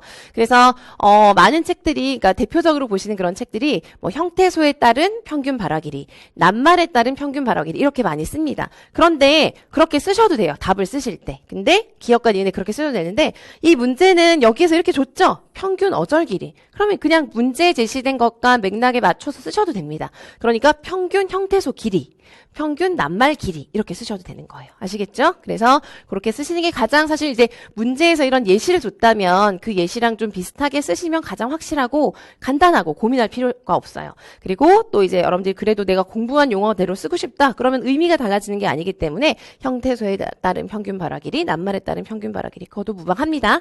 어쨌든 이 문제는 바로 이제 보시면 이제 구하실 수 있는 거고요. 이제 나중에 기출문제 변형해서 연습하실 때 이 부분 비워놓고 다 계산하는 것 언제든지 나올 수가 있어요.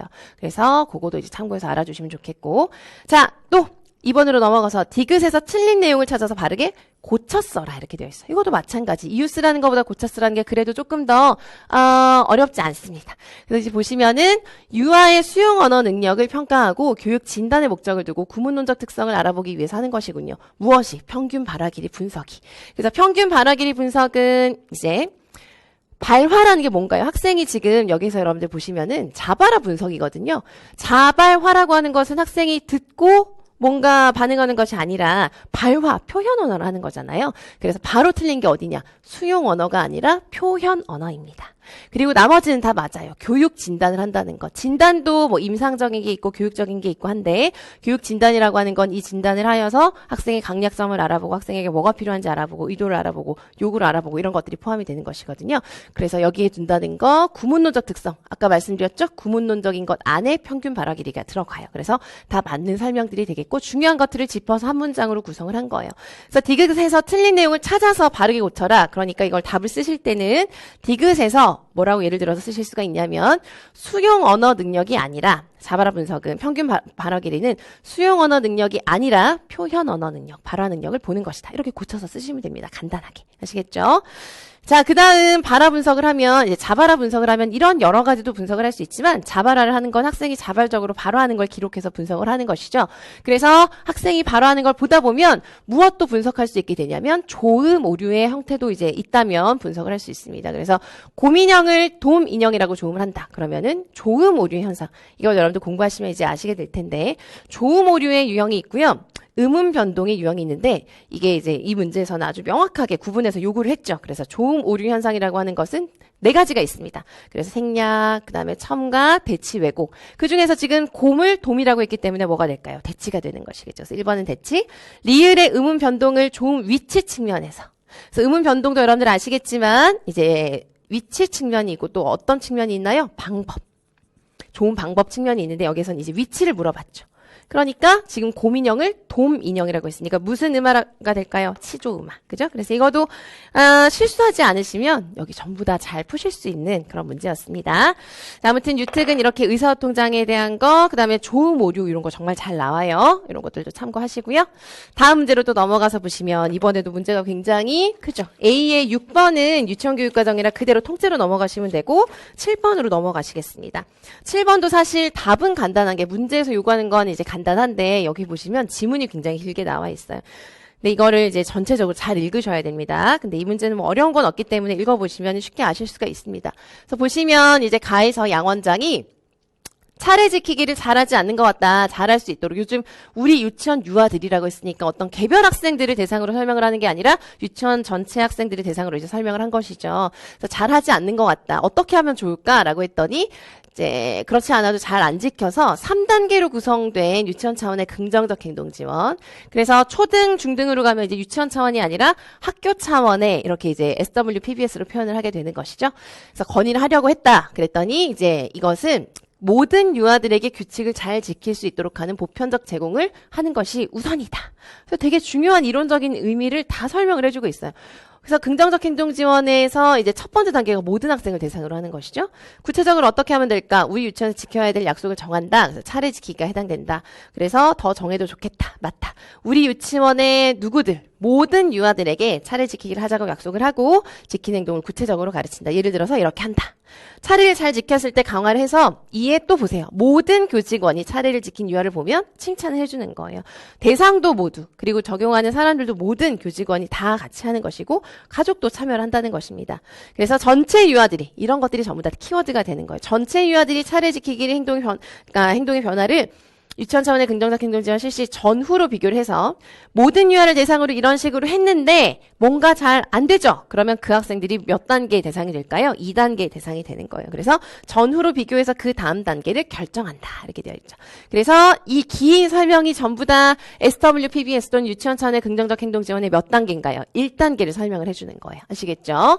그래서 이제 기억을 실시할 때 3단계로 구성된 이 유치원 차원의 긍정적 행동 지원을 실시할 때 1단계 중재 대상.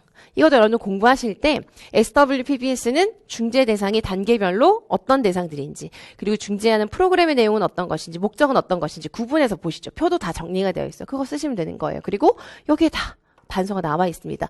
그리고 또 보시면 2단계 중재 방법을 가에서 찾아서 써라 이렇게 되어 있습니다. 가가 여기 조금 더 나와 있죠. 그래서 이제 중략하고 여전히 차례 지키기가 잘 안 된다. 그러면은 어떻게? 소집단으로 릴레이 게임을 연습시킨다. 그리고 예를 들어서 이렇게 한다. 이렇게 되어 있죠.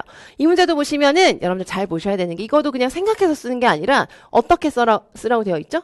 찾아서 써라. 그러니까 1단계 이제 기억을 실시할 때 이제 1단계 중재 대상 여기 계속 뭐라고 나왔죠? 모든 유아들. 땡땡 유치원의 모든 유아들. 그냥 그대로 여기다가 1번에 쓰시면 되고요. 그리고 2단계 중재 방법을 찾아 써라. 이 부분이죠. 그래서 소집단으로 릴레이 게임을 연습하는 것. 이렇게 그대로 찾아서 쓰시면 되는 거예요. 아시겠죠? 자, 그 다음 나의 니은과 디귿에 해당하는 팀 접근의 유형을 각각 쓰고 니은과 비교하여 이런 게 문제가 요구하는 부분들이 되는 겁니다. 그래서 답안을 쓰실 때, 아, 내가 얘랑 얘를 비교해서 장점을 써야 되는구나. 요걸 생각하고 문장을 쓰셔야 되는 거예요. 자, 아무튼 이제 2번으로 넘어가시면 이제 가는 이제 긍정적 행동 지원에 대한 것이었고요. 이제 협의를 한다. 그래서 양 원장이 긍정적 행동 지원 실시하려면 고려한 계획이 필요하다. 팀이 있다. 협력이 필요하다. 이렇게 해서 문제 상황을 주었고요. 이제 먼저 니은에 보시면 개별화 교육 지원 팀 구성원들은 진단과 중재를 여기도 전부 다 중요한 키워드들 각각 한다. 이제 진단과 중재를 각각 한다. 팀 구성원들은 팀은 팀인데 각각 한다. 하지만 무엇이 있느냐? 팀 협의회라는 게 있는 거예요. 그래서 만나서 필요한 정보를 공유한다. 여기까지만 보셔도 어떤 팀 접근인지 이제 아실 수가 있어요. 그죠? 보라가 다니는 복지관의 언어 재활사는 팀 협의회 때 보라의 진단 결과와 중재 방법을 알려줄 수 있다. 유치원 차원의 긍정적 행동 지원과 관련해서 언어 재활사에게 차례 지키기 연습할 기회가 있으면 복지관에서도 할 수 있도록 협조를 한다. 요 정도의 이제 협력을 하는 것. 그리고 중요한 거는 이제 팀 구성원이고 정보 공유를 하고 서로 이제 조언을 해주고 할 수 있지만 진단과 중재를 어떻게 한다? 각각합니다. 그렇기 때문에 이거는 간학문적 팀 모델이 되는 것이죠. 자, 그에 비해서 이원감은 건하의 개별화 교육 지원팀은 어떻게 한다고 했냐면 함께 교육 진단을 하고 그 진단을 바탕으로 특수교사랑 통합학급 교사가 교육을 그 진단, 그러니까 함께 진단한 걸 바탕으로 해서 교육 계획도 같이 하죠. 평가하는 것도 전 과정에서 함께 협력한다. 그래서 이건 뭔가요? 초학문적 팀 접근이 되겠습니다. 그래서 여기 보시면은, 그리고 마지막으로 두 선생님은 물리치료사에게 알맞은 자세 잡기를 배워서, 그러니까 물리치료사가 이 두 선생님에게 무엇을 해준 것이냐면 역할 양도를 해주는 거예요. 그래서 자세 잡기를 배워서 건하게 적용할 수 있다. 여기도 짧지만 초학문적 팀의 키워드가 다 들어가 있습니다. 아시겠죠? 자, 그래서 니은은 간, 디귿은 초학문적 팀 모델이다. 이렇게 쓰시고, 이 간학문과 비교해서 디귿, 그러니까 초학문적 팀이 갖는 장점을 쓰는데 간학문이랑 비교하는 것이거든요. 이 둘의 비교는 이제 뭐가 핵심이냐면 다 협력을 하긴 하지만 협력의 정도도 다르고 지금 보시면은 이제 여기는 각각 하잖아요. 그래서 간학문적 팀에 비해서 초학문적이 처음부터 통합적으로 협력을 하기 때문에 학생의 다양한 요구에 맞는 어떤 요구를 다 더 효과적으로 효율적으로 반영을 하여서 협력을 하고 중재를 할 수 있다. 그런 내용들이 되겠습니다. 그래서 이것도 마찬가지로 여러분들이 이제 뭐 팀 접근에 대한 성격, 초학문적 팀의 장점 이런 것들은 굉장히 다양한 표현과 설명들이 있어요. 그래서 그것을 막 어떤 특정 책에 있는 걸 그대로 써야 된다. 이런 거라기보다는 지금 여기서 말한 것처럼 간학문과 비교되는 부분. 그러니까 좀 더 효율적으로, 효과적으로 통합적인 협력을 한다는 것을 포함하여서 문장을 쓰시면 되겠어요. 아시겠죠? 자, 그래서 이 문제도 정말 중요한, 굉장히 중요한 그런 이론들이 다뤄진 문제가 되겠습니다. 자, 다음 문제로 또 넘어가서 이제 보시면은요. 기역과 니은에 해당하는 구어장 유형. 이것도 유특에서 진짜 잘 나오는 부분이에요. 이것도 간단하게 보겠습니다. 간단하게 보실 수 있어요. 말의 흐름이 자연스럽지가 않고 리듬이 특이해서 무슨 말을 하는지 이해하기가 어렵다. 특정 음절을 반복, 연장, 막힘 이런 말들이 그대로 이제 키워드로 그대로 다 나왔죠. 자, 그다음 부자연스러운 고음과 고음, 쥐어짜는 듯한 거칠고 거센 소리, 그죠? 그래서 말장애에 뭐가 들어가나요? 유창성 장애, 조음 장애, 음성 장애가 들어가는데 그 중에서 기역과 니은에 해당하는 거 뭔지 아시겠죠? 기역은 유창성, 니은은 음성 장애. 그대로 이제 용어 쓰시는 거고요. 디귿과 같이 지수가 보이는 의사소통 특성을 무엇이라고 하느냐. 지금 지수를 보시면은 이제 여러 가지 특성들이 나와 있습니다. 지수의 경우에 제가 지수에게 계란 줄까라고 물어봤더니 지수가 로봇처럼 단조로운 음으로 계란 줄까. 교사가 계란 줄까라고 한 것을 그대로 지금 반복하고 있죠. 또 연필 줄래라고 했더니 연필은 주지 않고, 그러니까 연필 줄래라는 그 뜻에 상관없이 줄래 이렇게 하는 거예요. 이게 바로 뭔가요? 반향어. 그래서 이 특성, 의사소통 특성을 무엇이라고 하느냐, 이것도 개념을 쓰라는 문제입니다. 반향어라고 쓰시면 되고요. 또 리을에 해당하는 언어학의 하위 범주를 쓰고 미음의 행동 특성을 무엇이라고 하는가, 이거 전부 다 이제 기입형 용어 쓰는 문제라고 보시면 되겠습니다. 자, 여기 보시면은 리을, 자신의 말하기 순서를 기다리지 못해서 불쑥 얘기한다. 그래서 이거는 전부 다 지금 언어학의 하위 범주라고 하면은 언어학의 뭐 요소, 하위 범주, 하위 영역, 다양한 표현이 있는데 우선 언어학은 언어에 대한 구성 요소는 크게 세 가지로 나누면 내용, 그 다음에 뭐가 있을까? 형식이나 형태, 그리고 사용이라는 것이 있고요. 이 안에서 다시 5개의 영역으로 나뉘어집니다. 그죠? 그래서 내용에 따른 것은 의미론, 형태에 따른 것은 형태론, 그 다음에 형태론이 아니라 의문론, 그 다음에 형태론, 구문론, 사용은 화용론 이렇게 나뉘어지잖아요. 그래서 이제 이것 중에서 하나를 쓰라는 건지 이것 중에 하나를 쓰라는 건지가 애매할 때도 있는데 지금 이 문제 같은 경우는 언어학의 하위 범주를 쓰고 이 내용 자체가 명확하게 뭐죠? 화용론적인 면에서 설명을 하고 있죠. 그래서 이건 그냥 화용론 이렇게 쓰시면 됩니다. 아시겠죠? 자, 그 다음 미음의 행동 특성을 무엇이라고 하느냐. 몸을 앞으로 숙이고 숙였다 펴고 손을 들어서 손가락을 접었다 폈다는 행동을 뭐한다? 반복한다. 그러면서 깍깍 소리라는 의미 없는 소리를 내기도 한다. 이렇게 되어 있죠. 그래서 이거는 전부 다 무슨 행동 특성이라고 했죠. 행동 특성.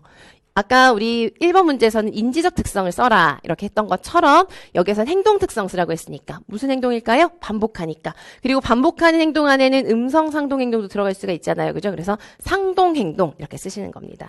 그래서 이 문제도 보시면 이렇게 초등이나 중등은 사실 이렇게 간단한 용어만 쓰는 문제가 그렇게 올해 중등은 좀 나오긴 했습니다만 잘 나오진 않아요. 근데 유특은 중요한 기본 개념, 중요한 큰 개념, 핵심 개념 이런 걸 답으로 쓰도록 하는 문제가 잘 나옵니다. 아시겠죠? 그래서 이 문제는 이제 어렵지 않습니다. 그래서 이제 기본적으로 이론 공부하시면 보실 수 있는 그런 용어들이라고 이제 보시면 되겠어요. 자, 그 다음 이제 A를 보셨고요. 우리 조금 더 빠르게 해서 이제 B로 넘어가서 보시겠습니다. A에서 이제 유치원교육과정 제외하고 다 보셨고요. 유치원교육과정 2020학년도 B 문제 바로 이제 보시면은요. 대화 내용이 또 나와 있습니다. 그래서 표본 기록에 비해서 기억의 실시 방법 측면에서 갖는 장점을 써라. 이것도 마찬가지로 여러분들 답 쓸 때 뭐가 중요하냐면 표본 기록에 비해서 이제 기록 문제인데요. 바로 이제 보시면 일화 기록이 나와 있죠. 유특은 또 정말 일화 기록이 자주 나옵니다. 일화 기록이 이제 어떤 장점이 있는지를 두 가지 쓰라고 했는데 어떤 측면에서 쓰라고 했냐면 실시의 무엇? 방법 측면에서 여러 가지가 있어요. 이제 장점이 여러 가지가 있는데 이 문제에서 요구하는 거는 뭐 여러 가지가 있지만 그중에서 특히나 실시 방법 측면에서의 장점을 두 가지 쓰라는 것입니다. 바로 볼게요. 그래서 지금 보시면 기록하는 방법이 여러 가지가 있어요. 여기 앞부분은 지금 이제 뒷부분에서 여러분들이 좀 참고해야 되는 내용이 여기 있기도 한데 일단 그냥 이 부분에 초점을 두고 보시면은요. 관찰하려고 표본 기록이 아니라 일화 기록을 해보았다. 일화 기록이라고 하는 건 이제 서술식으로 이제 기록을 다 하는 것이잖아요. 그래서 일화 기록을 한다. 이제 보시겠습니다. 뭐 이런 상황들이 나와 있어서 이건 그냥 바로 실시 방법 측면에서 표본에 비해서 뭐가 장점이 있느냐.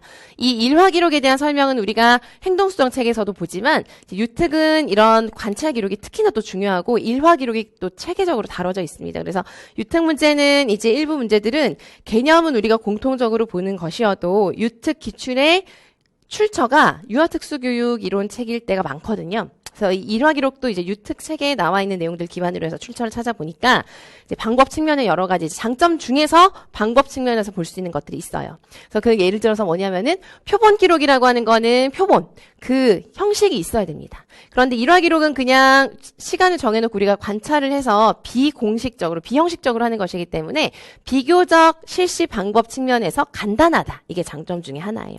또 하나는 뭐냐면은 손쉽게 그냥 우리가 간단하기 때문에 어렵지 않기 때문에 양식이나 이런 게 자유롭다 이런 게 다 포함될 수 있고요. 손쉽게 학생에 대한 정보를 상세한 정보를 얻을 수 있다. 실시하는 게 이제 간단하기 때문에 아시겠죠? 그래서 그런 것들을 쓰시면 되고 그거도 제가 그래서 이건 답안을 좀 참고하셔서 이런 내용들이 들어간다 이렇게 생각을 하시면 되겠는데 지금 해설에 보시면은 일화 기록에 대한 거 나와 있죠. 그래서 요거는 여러분들이 제가 답안 팁에도 적어놨지만 방법 측면의 장점에 해당하는 강론서의 내용을 그대로 실어놓은 것입니다. 아시겠죠? 그래서 참고해서 이런 내용들이 들어가면 된다. 이것도 마찬가지로 이런 맥락으로 이런 내용이 들어가면 됩니다. 네, 그렇게 쓰시면 되겠고요. 자, 그 다음 보시면 대화에서 니은의 이유를 두 가지 찾아서 써라 이렇게 되어 있습니다. 니은을 보시면 지금 쭉 이제 어떤 건지 모르겠지만 일단 니은을 바로 보시면 가영이를 모델로 하면 좋겠다 이렇게 되어 있어요. 가영이를 모델로 하면 좋겠다. 그래서 전체적으로 다 읽어보시면 지금 또래를 모델로 사용을 한다는 그런 상황이 되는 것인데 가영이를 모델로 하면 좋겠다라는 게 이 안에 있어요. 그리고 여기에서 문제 또 뭐라고 있죠? 찾아 써라. 그러니까 이것도 여러분들이 뭐 기억해서 인출해서 쓰는 게 아니라 이 내용 안에서 왜 가영이가 모델이어야 하느냐라는 걸 그대로 찾아서 쓰시는 거예요. 그래서 그게 어디 있냐면 이 앞부분에 보시면은요. 지금 여기 보시면 뭐라고 했죠? 민수가 뭐 하는? 좋아하는 가영이. 이렇게 되어 있죠. 그러니까 우리가 모델링을 할 때 중요한 건 뭐냐면 그 모델을 학생이 좋아해야 돼요. 그래야 보고 따라 하겠죠. 그래서 가영이를 민수가 좋아하기 때문이다. 라는 게 하나의 이유고 그대로 찾아 쓰라고 했기 때문에 그대로 쓰시면 되는 것이고요. 또 하나는 뭐냐? 민수가 이제 뭘 잘하냐? 그리고 모델이 되려면 우리가 목표하는 행동이랑 관련해서 어떤 행동을 잘해야 되겠죠. 그래서 여기 보시면 난타를 잘하는 가영이 옆에서 따라한다. 요 부분 있죠? 그래서 이런 것 때문에 이제 가영이를 모델로 사용을 한 것입니다. 그래서 이제 니은의 이유는 그대로 찾아 쓰시는 거니까 이 부분을 그대로 쓰시면 됩니다. 자, 그다음 A에 해당하는 개념을 써라 이렇게 되어 있습니다. 그래서 이제 보시면은요. 민수는 통합학급에서 친구들과 함께 다양한 도구로 재미있게 난타놀이를 할 수 있게 되었다. 뿐만 아니라 이제 민수는 어디에서 하게 됐느냐? 통합학급에서 난타 아시죠? 난타는 그냥 북에다가 막 여러 가지 도구로 치는 것 자체가 이제 난타잖아요. 통합학급에서 친구들과 이렇게 하게 되었는데 여기뿐만 아니라 어디에서도 집이나 놀이터에서도 친구들과 동네 친구들과 난타놀이를 하였다. 그러니까 지금 뭐가 됐다는 거죠? 일반화가 된 겁니다. 그런데 일반화라고만 쓰시면 안 되는 이유가 너무 명백하게 무슨 일반화라는 걸 보여주고 있죠? 상황에 따라서. 그러니까 자극 일반화를 설명하는 거예요. 아시겠죠? 이것도 이제 중요한 일반화에 대한 개념을 묻는 문제가 되겠습니다. 자, 그래서 이제 요 문제는 이제 1번 소문항 서술하신 거 조금 신경 쓰시면 되고 나머지는 어렵지 않게 또 푸실 수가 있겠습니다. 자, 다음 문제로 넘어가서 이제 보시면 다음 문제는 행동 지원이랑 관련된 것인데 또 보세요. 이런 거 잘 보셔야 된다고 말씀을 드렸죠? A에 근거하여 기억에 해당하는 관찰 기록 방법이 측정하고자 하는 무엇을 쓰느냐, 그러니까 뭘 쓰라고 하는지를 실수 없이 잘 보셔야 돼요. 관찰 기록 방법을 써라 이런 게 아니죠. 관찰 기록 방법이 측정하고자 하는 행동의 측면을 써라. 그 행동의 특성을 하나 또 찾아 써라. 유특은 정말 찾아 쓰라는 문제가 잘 나오는 편이에요. 자, A를 보시겠습니다. 여기를 보시면은요. 준우가 자유선택 활동 시간에 너무 자주 아하고 소리를 지른다. 그래서 제가 준우에게 쉿이라고 할 때만 멈추고 다른 영역으로 가면 또 지른다. 소리를 길게 지르진 않지만 오늘도 몇 번? 20번은 지른 것 같다. 소리를 지르는 무엇이 횟수가 줄어들었으면 좋겠다. 이렇게 되어 있어. 그래서 이 A에서 우리가 알 수 있는 게 뭐가 있냐면은요. 지금 준우가 소리를 지르죠. 근데 소리를 지르고 소리를 그냥 이유 없이 지르는 게 아니라 이 부분을 보면 준우가 소리를 지르는 이유, 행동의 기능이 있죠? 교사의 관심입니다. 그죠? 그래서 그것을 얻으려고 소리를 지른다는 걸 알 수 있기도 하고요. 또 이 문제에서 묻는 것은 무엇이냐? 관찰 기록 방법이 측정하고자 하는 행동의 측면. 여기서 말하는 행동의 측면은 행동의 특성이라고 생각을 하시면 돼요. 차원, 그러니까 빈도, 지속시간, 지연시간, 강도, 형태, 위치 이런 것들 있죠. 그 중에서 지금 뭔가요? 횟수니까 행동의 무엇? 빈도를 측정하고자 하는 것이죠. 자, 그래서 그 행동의 특성을 찾아 쓰라고 했어요. 그러니까 빈도 측면에서 소리를 20번을 질렀다. 요것이 이제 횟수가 되겠습니다. 그죠? 그래서 그것을 그대로 이제 찾아 쓰는 거니까 쓰시면 되겠어요. 자, 그다음 이제 니은에 해당하는 차별 강화 전략을 써라. 이렇게 되어 있습니다. 여기도 이제 조금 문의를 많이 하셨던 그런 내용 중에 하나인데 소리를 지르지 않고 친구와 이야기하거나 노래를 부르면 제가 관심을 보이며 칭찬해준다. 이렇게 되어 있거든요. 그래서 지금 준우가 원래 하는 문제 행동은 뭐였냐면 소리를 지르는 거였죠. 그런데 소리를 지르지 않고 친구와 이야기하거나 노래를 부르면 그래서 이 부분을 하면 소리를 지르지 않고 친구와 이야기하거나 노래를 부르면 그래서 여기만 딱 보면 상반행동 같기도 해요. 그리고 맞아요. 맞지만 상반행동과 대체행동은 겹치기도 합니다. 그래서 여러분들이 잘 파악하셔야 되는데 상반행동과 대체행동은 그럼 어떻게 구분하느냐. 상반행동은 우리가 어떤 차별 강화를 하려고 할 때 그 학생이 하는 행동과 양립할 수 없기만 하지 기능이랑은 상관이 없어요. 그런데 이 부분은 지금 이미 이 A에서 얘가 왜 무슨 행동을 하는지, 그러니까 소리 지르기를 왜 하는지에 대한 기능이 제시가 되어 있죠. 그리고 그것에 따라서 동일한 기능을 갖는다라는 게 여기에 제시가 되어 있습니다. 그래서 소리 지르지 않고 이 행동을 하면 관심을 보여주는 거니까 기능은 동일하게 유지가 되는 거예요. 그러니까 동일한 기능이면서 바람직한 행동이라는 것이 핵심입니다. 그래서 이 차별 강화 전략은 니은에 해당하는 것은 DRA가 되는 것이죠. 그리고 이것도 정말 질문을 많이 하시는데 DRA라고 쓰시는 것보다 한글로 쓰시는 게 맞습니다. 그래서 대체행동 차별 강화라고 쓰시고 괄호에서 DRA 뭐 이렇게 쓰시는 건 무방하겠지만 기본적으로는 한글로 다 쓰는 게 적절하다. 그리고 물론 만약 그 대체행동 차별 강화가 생각나지 않는 경우는 많지 않겠지만 만약에 실전에서 정말 아는데 대체행동 차별 강화라는 말이 생각이 안 난다. 그럼 그냥 DRA라고 쓰셔야죠. 그리고 그런 경우에 이제 뭐 맞다고 될 수도 있죠. 하지만 기본적으로는 그냥 한글로 쓰는 게 맞다. 이렇게 생각하고 공부하시기 바랍니다. 자, 아무튼 2번 문제 보셨고요. 3번은 유치원 교육과정이라 생략하시면 되고 리을에 해당하는 교수 방법을 써라 이렇게 되어 있습니다. 리을. 그래서 여기 이제 보시면은 간식 시간, 자유선택 시간, 미술활동 시간에 사물을 3개 한 후 이제 모두 몇 개인지 묻고 답하게 하여서 개별화 교육계획 목표가 달성될 수 있도록 해보자. 이것도 정말 거의 매년 나오는 것 같아요. 유특에서 정말 잘 나오는 것인데 그런데 이 개념은 이제 유특뿐만 아니라 초특, 중특 또 중도장애랑 관련해서 되게 중요한 개념이라서 알고 계셔야 돼요. 그래서 지금 이 문제는 여기만 봐도 알 수 있긴 한데요. 이 문제도 사실 전체적으로 보면 다 또 이제 뭔가 맥락이 주어져 있습니다. 그게 이제 무엇이냐면 지금 김 교사가 여기에서 준우는 이런 수세기를 하고 동일한 뭐 안정적으로 수를 셀 수 있다. 그런데 이런 것이 있다. 그래서 여기 보세요. 준우의 개별화 교육 계획 목표가 5개의 사물을 보고 5가지 수를 정확하게 센다인데 어떻게 지도하는 것이 좋을지 모르겠다. 이렇게 되어 있죠. 준우의 무엇을 개별화 교육 계획 목표를 어떻게 지도하면 좋을지 모르겠다라고 했더니 이렇게 하고 수세기가 목표잖아요. 그죠? 수세기를 다양한 활동에서도 가르치고 싶은데 어떻게 할까? 그랬더니 이렇게 해라. 그래서 이게 바로 뭘까요? 삽입교수.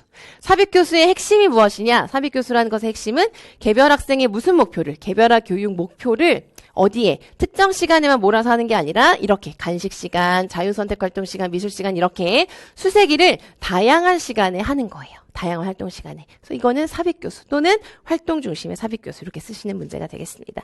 이 개념은 말씀드렸지만 유특에서는 그냥 무조건 알고 계셔야 되는 거고 초특, 중특도 최근에 이제 중도장애, 중도중복장애 이 계속 나옵니다. 그래서 어떤 개념인지 알고 계셔야 됩니다.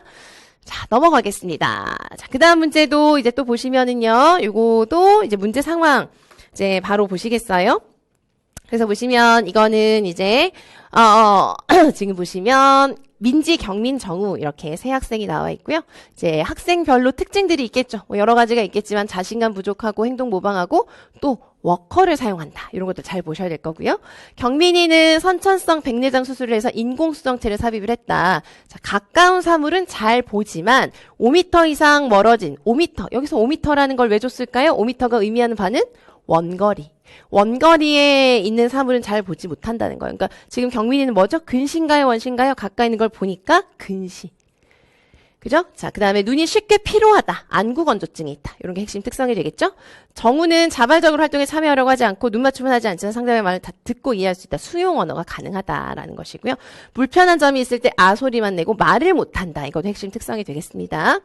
그리고 이런 자료가 쭉 나와 있고요. 대화 내용이 나와 있어요. 그래서 이제 문제 내용을 또 보시면은요. 자, 문제는 간단합니다. 그래서 이제 보시면은 가의 근거에서 또 나와 있죠? 가의 근거에서 A에서 F 중에서 적절하지 않은 것 두 가지를 찾아서 기호를 쓰고 이것도 마찬가지. 이유 쓰는 게 아니라 고쳐 쓰는 거니까 간단하게 쓰시면 되는 거예요. 자, A에서 지금 보시면 여기 나와 있죠? 여기. 그래서 동물들의 움직임을 지금 이건 동물들의 움직임을 표현하는 그런 주제로 이제 나와 있고 지금 여러 가지 이제 뭐 음원을 사용해서 지금 유치원 교육과정에 있는 그런 활동이랑 좀 합쳐져서 문제 상황이 제시가 된 겁니다. 동물들의 움직임을 표현할 활동 시 민지를 지혜와 짝지어준다. 민지를 지혜와? 다른 사람도 아니고 왜 지혜지? 그러면 이런 걸 찾을 때 단서, 근거가 다 어디 있을까요? 여기에 다 있는 거예요. 그래서 민지를 보세요. 민지를 봤더니 누구를 좋아하나요? 지혜를 좋아하죠. 그러니까 이거는 오케이, 괜찮은 거예요. 민지에게 수시로 잘할 수 있다는 격려와 응원을 해준다. 민지를 또 볼까요? 격려와 응원이 필요할까요? 왜? 이런 것들 여러분들 나중에 보실 때는요. 틀린 것도 찾지만 맞는 것도 찾아서 왜 맞는지도 한번 문장으로 쓰는 연습을 하시는 것도 도움이 돼요. 그래서 모든 문제는 근거와 단서가 문제 안에 있습니다. 또는 이론적인 개념에 다 있어요. 그래서 민지에게 수시로 잘할 수 있다는 격려와 응원을 준다는 건 왜? 학생이 자신감이 부족하니까. 근거가 다 있죠? 칠판에 사진 자료를 제시할 때 경민이에게 확대경을 줘서 볼 수 있게 한다. 경민이를 볼까요? 경민이가 아까 뭐였나요? 아까 근시.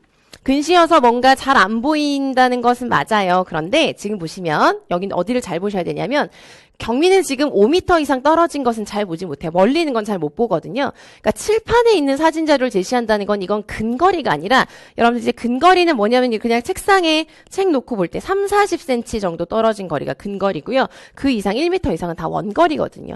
그래서 칠판에 사진 자료를 주는 건 전부 다 뭐냐면은 원거리에 대한 것이에요. 원거리에 대한 건데 확대경을 준다? 그러니까 여기가 틀린 거죠. 원거리, 확대경은 근거리에서 이제 확대하는 보조공학 기기잖아요. 그러니까 경민이에게는 이제 아까 고쳐쓰라고 했죠. 확대경이 아니라 망원경이 필요하다. 이렇게 고치시면 되는 거예요.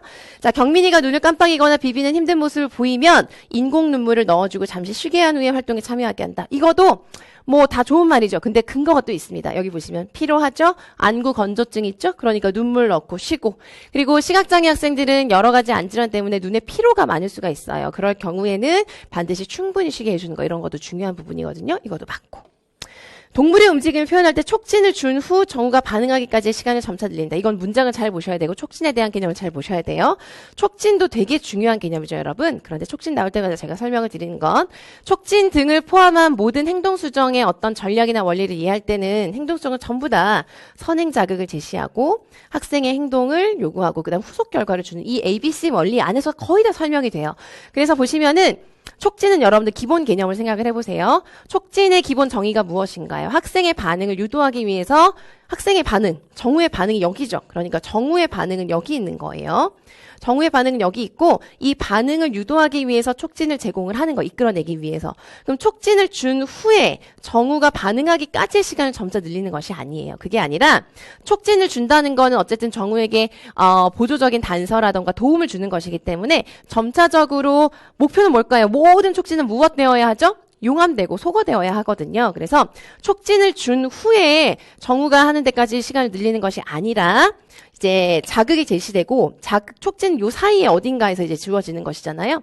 자극이 주어지고 촉진이 제공되기까지의 시간을 점차 늘려가야 돼요. 그래서 시간 지연을 점점 늘려나가야 되는 것이죠. 그래서 이것도 고치실 때 촉진을 준 후가 아니라 촉진을 제공하기까지의 정우가 반응할 수 있는 시간의 길이를 점차 늘려가는 것이 바람직합니다. 아시겠죠? 그래서 이제 2가 틀렸어요.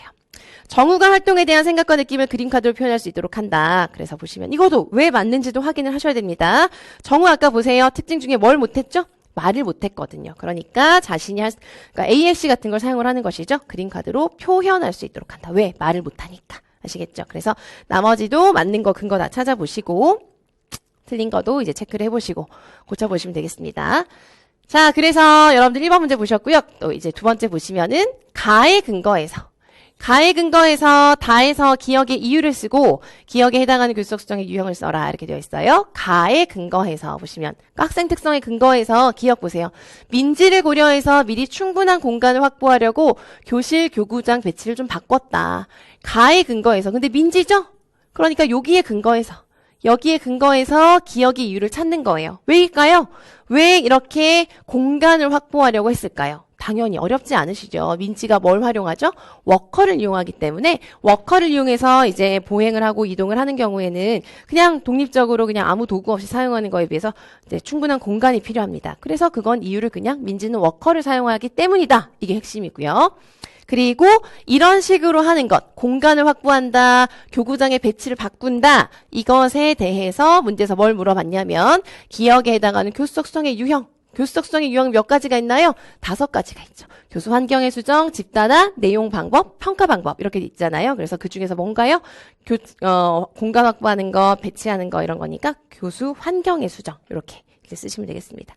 자, 그 다음 마지막으로 다의 니은에 해당하는 심리 상태. 이거도 확인하시면 어렵지 않게 바로 보실 수가 있습니다. 자, 실패 경험이 누적되었다. 실패가 누적되어서 참여를 하지 않으려고 무서워하고 두려워하고 노력하거나 도전하려고 하지 않고 난 할 수 없을 거야. 난 못해. 이렇게 말하는 거. 이거 뭐죠? 학습된 무력감. 이것도 자주 나오고 기본적이고 중요한 그런 개념입니다.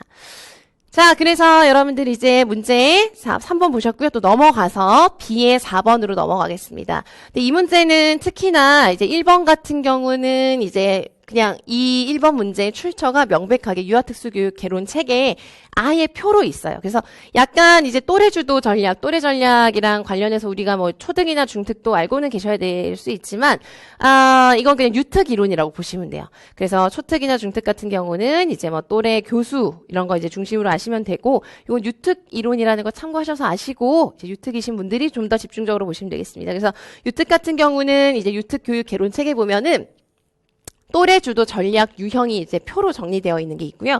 그 중에 2가지가 이 예로 그대로 나와 있어요. 거의 그대로. 그래서 지금 수희와 시우가 참여해서 경단을 완성했을 때 수희와 시우가 참여했는데 그래서 완성했는데 모든 전체를 강화한다. 이건 다 아는 거죠. 집단 강화를 그대로 이제 설명한 거고요. 훈련받은 수희가 훈련을 받은 민수가 수희에게 블록놀이 쌓기를 하자라고 하면서 먼저 한 개 놓으면 수희가 그 위에 쌓고 이런 식으로 놀이를 한다. 이것도 그대로 그냥 나와 있는 형태 그대로를 설명해 주는 거예요. 그래서 이거는 또래 이제 시작 행동이라고 하는 유형이 되겠습니다. 그래서 유특 책에 있는 거 그대로 쓰는 거고 3번은 유치원 교육 과정이라 이제 유특이신 분들만 보시면 되니까 생략하고요. 이제 2번 보시면 디귿을 선택할 때 고려할 점 2가지를 써라 이렇게 되어 있습니다. 디귿 대체 행동. 그래서 이것도 되게 중요한 주제입니다. 시우는 자기도 참여하고 싶은 것이 있으면 소리를 지른다. 시우를 어떻게 도울 수 있을까? 시우에게 대체행동 교수를 실시하면 어떨까라고 했습니다. 어떨까요? 라고 했어요. 그래서 대체행동을 선택할 때 고려할 점을 2가지를 쓰라고 했습니다. 그래서 이것도 사실 많은 그러니까 문제가 굉장히 반복적으로 많이 나온 주제이긴 한데요. 보통은 뭐 예를 들어서 대체 행동의 효율성 측면에서 뭐를 하나 써라. 이런 식으로 조금 더 구체화된 요구를 주는데 이건 좀 포괄적으로 물어본 거예요. 그래서 대체 행동을 선택할 때 고려할 점 여러 가지 중에서 두 가지를 쓰시면 됩니다. 그리고 이 문제 상황에서 어떤 특정 내용만 연관되게끔 한 단서를 준 것도 아니고 그냥 대체 행동 이렇게만 되어 있기 때문에 이론적으로 어느 정도 공부하신 여러 가지 중에서 두 가지 쓰시면 돼요. 그래서 그 여러 가지가 해설에 제가 실어드린 거 있죠? 이제 적은 노력과 시간으로 결과를 얻을 수 있어야 되고 그다음에 발달 수준에 맞아야 되고 이런 것들 자연적 강화가 돼야 되고 뭐 이런 것들 있죠? 그 중에서 특히 대체 행동 자체에 대한 설명이니까 노력에 대한 거, 시간에 대한 거, 그다음에 뭐 발달 수준에 맞아야 되는 거 이런 것들이 이제 유특의 어떤 맥락에 더 적절할 수가 있어요. 요 중에서 두 가지 쓰시면 됩니다. 아시겠죠? 자, 그래서 요거도 이제 어렵지 않은 문제입니다. 자, 그 다음 이제, 이거도 여러분들 정말 이 문제의 주제는 프리맥의 원리. 이거 누구나 다 알고 계시고 중요한 거고요. 또 하나는 또 굉장히 중요한 부분 참여의 원리. 요게 이제 적용된 문제고요. 지금 1번 소문항은 또 생략을 했어요. 유치원 교육과정 문제라서 바로 보겠습니다. 프리맥의 원리를 적용한 다의 기억에서 고빈도 행동을 찾아라. 이 문제는 그래서 결국은 뭘 물어보는 것이냐. 프리맥의 원리가 뭔지를 아느냐라는 걸 물어보는 거예요. 프리맥의 원리가 뭘까요, 여러분? 프리맥의 원리는 이거는 뭐 어떤 행동을 중재하는 뭐 전략이기도 한데요. 프리맥의 원리는 결국 무엇의 원리인가요? 강화의 원리입니다. 강화. 어떤 행동을 하도록 하기 위해서 사용하는 강화의 원리 중에 하나라고 기본적으로 이해를 하고 계셔야 돼요. 그래서 프리맥의 원리라고 하는 것은 무엇이냐? 학생에게 우리가 요구하는 목표 행동이 있는 거예요. 그런데 얘가 그걸 별로 안 좋아하거나 잘 하지 않아요. 그래서 프리맥의 원리는 무엇이냐? 얘가 잘 하지 않는, 그러니까 목표가 되는 비선호 활동, 좋아하지 않는 거예요. 근데 이게 목표인 거예요. 얘가 하기 싫어하는 거. 이걸 하면 ABC 설명했죠. 그러니까 이건 B가 되는 거예요. 이걸 하면 후속 결과로 뭘 제공하는 거죠? 좋아하는 거. 좋아하니까 많이 하겠죠? 그래서 이걸 고빈도라고 여기서 표현을 한 것이에요. 그래서 프리맥의 원리는 좋아하지 않는 걸 하잖아요? 그러면은 선물처럼 좋아하는 걸 하도록 해주는 게 프리맥의 원리가 되겠습니다. 그래서 이걸 적용한 다의 기억에서 지금 보시면 다의 기억에서 민정수와 소미가 일정 시간 동안 활동에 참여하면, 그러니까 일정 활동에 참여한다라는 게 이 부분에 하면, 이 부분에서 참여를 하면 각자 원하는 놀이를 하게 해준다. 그러니까 이제 고빈도 행동을 찾아 쓰라고 했죠. 또 그러니까 뭘까요? 각자 원하는 놀이가 되는 거예요. 이해되시겠죠? 그걸 그대로 찾아서 쓰시는 거고요. 또 물리적 특성에 근거하여 기억에 제시된 여기에 지정 강화제 유형을 써라. 이거는 어렵지 않습니다. 각자 지금 여기에서 참여하면이라는 게 B잖아요. 그죠? B. 그래서 후속 결과로 강화제를 준 것이죠. 이게 강화제가 되는 거예요. 놀이가. 그러니까 강화제 유형은 무엇인가요? 활동 강화제. 그러니까 이게 그냥 이론인 게 프리맥의 원리가 원래 강화제를 활동 강화제로 쓰는 것이잖아요. 그죠? 그래서 그것이 다 적용된 상황입니다. 자, 그 다음에 다의 활동 2와 활동 3의 자료 및 유의점 중에서 보시면 다의 활동 2와 활동 3의 자료 및 유의점 여기 있죠? 요 두 부분에서 부분 참여의 원리를 적용한 내용을 써라. 여기서도 이제 하나만 꼭 강조해드리고 싶은 게 있는데 그거만 말씀을 드리고 넘어가도록 하겠습니다. 뭐냐면은 부분 참여의 원리도 정말 중요합니다. 그래서 부분 참여의 원리 잘 알고 계셔야 되고 부분 참여의 원리는 정의도, 개념도 알고 계셔야 되지만 부분 참여의 원리가 잘못 적용된 네 가지 유형이 있죠. 그것도 구분하실 수 있어야 되는데 그게 어쨌든 부분 참여가 잘 적용되었냐 아니냐를 판단을 할 때는 원래 무슨 행동, 무슨 활동을 하는 게 목표인지를 보셔야 돼요. 그냥 이제 적용한 것만 보시면 판단이 안 되고요. 원래 뭘 해야 되는데 어떻게 하도록 했느냐 이걸 같이 봐야지 부분 참여가 잘 됐는지 안 됐는지를 알 수 있겠죠. 그래서 그걸 항상 생각하시면서 보세요. 그래서 첫 번째 활동 2는 다양한 방법으로 노래를 부르는 것이 이제 원래 해야 되는 활동인데 민정이는 좋아하는 또래들과 어깨동무하고 노래를 부르게 한다. 이건 그냥 참여하는 거잖아요. 그죠? 주하는 땡땡땡 애만 친구 이름을 넣어 부르게 한다. 여기 보시면은 친구 이름을 넣어서 노래 해보기를 한다고 했는데 주하는 다 하는 게 아니라 이거 애만 친구 이름을 부르게 한다. 이런 게 부분 참여 원리가 될 수가 있는 거예요. 그리고 바닥에 원형 스티커를 붙여놓고 자리 이동을 한다? 이건 그냥 부분 참여 원리가 아니라 노래 부르기를 하는 그런 방법 중에 하나죠. 그러니까 부분 참여 원리는 이게 되는 것이에요. 그리고 여기에서 그냥 찾아 쓰라고 했죠. 그러니까 요거 그대로 쓰시면 되는 겁니다. 근데 다 보셔야죠. 자, 리듬 악기를 연주한다. 리듬 패턴은 그림 악보로 제공한다. 이것도 부분 참여가 아니라 방법에 대한 설명이죠. 유아가 익숙하게 다룰 수 있는 리듬 악기를 제공한다. 이것도 각각 유아에게 익숙한 걸 제공한다. 소미가 다른 친구들에게 리듬 악기를 나누어 주도록 한다. 이게 바로 얼핏 보면 부분 참여 같지만 잘못 적용된 거예요. 그래서 그냥 지금 왜냐하면은 리듬 악기라는 말이 똑같이 나오긴 했지만 이 활동 3의 가장 중요한 핵심은 뭐냐면은 학생이 직접 리듬 악기를 뭐 해야 되나요? 연주해야 되잖아요. 그런데 소미가 거기에 참여하는 것처럼 보이긴 하지만 연주하지 않고 나누어 주도록 한다? 연주는 했는지 안 했는지 모르겠지만, 그러니까 이거는 부분 참여랑 상관이 없는 거죠. 아시겠죠? 그래서 요거를 약간 이제 실수하실 수도 있는 어떤 보기로 만들어 준 거라고 볼 수가 있을 것 같습니다. 답은 이제 두 번째 내용이 되겠어요. 자, 그래서 여기까지 여러분들 보셨고요. 이제 유특 문제가 나머지 문제 5번까지 보셨고, 6, 7, 8은 또 전부 다 유치원교육과정 문제들입니다. 그래서 우리가 지금은 보지 않을 거고요. 유치원교육과정에 대한 2020년도 이제 문제를 다 보셨습니다. 그래서 이제 조금 보다 보니까 길어지기도 했는데 아무튼 유특은 기본 개념이나 기본 용어들이나 이런 것들이 정말 잘 나오는 그런 전공이기 때문에 그런 거 참고하셔서 공부하시고 다른 전공이신 분들도 유특 개론이나 유치원 교육 과정은 제외하고 공통적으로 볼 수 있는 건 전부 다 중요한 기출 문제이기 때문에 다 같이 보셔야 되겠습니다. 여기까지 하도록 하겠습니다. 감사합니다.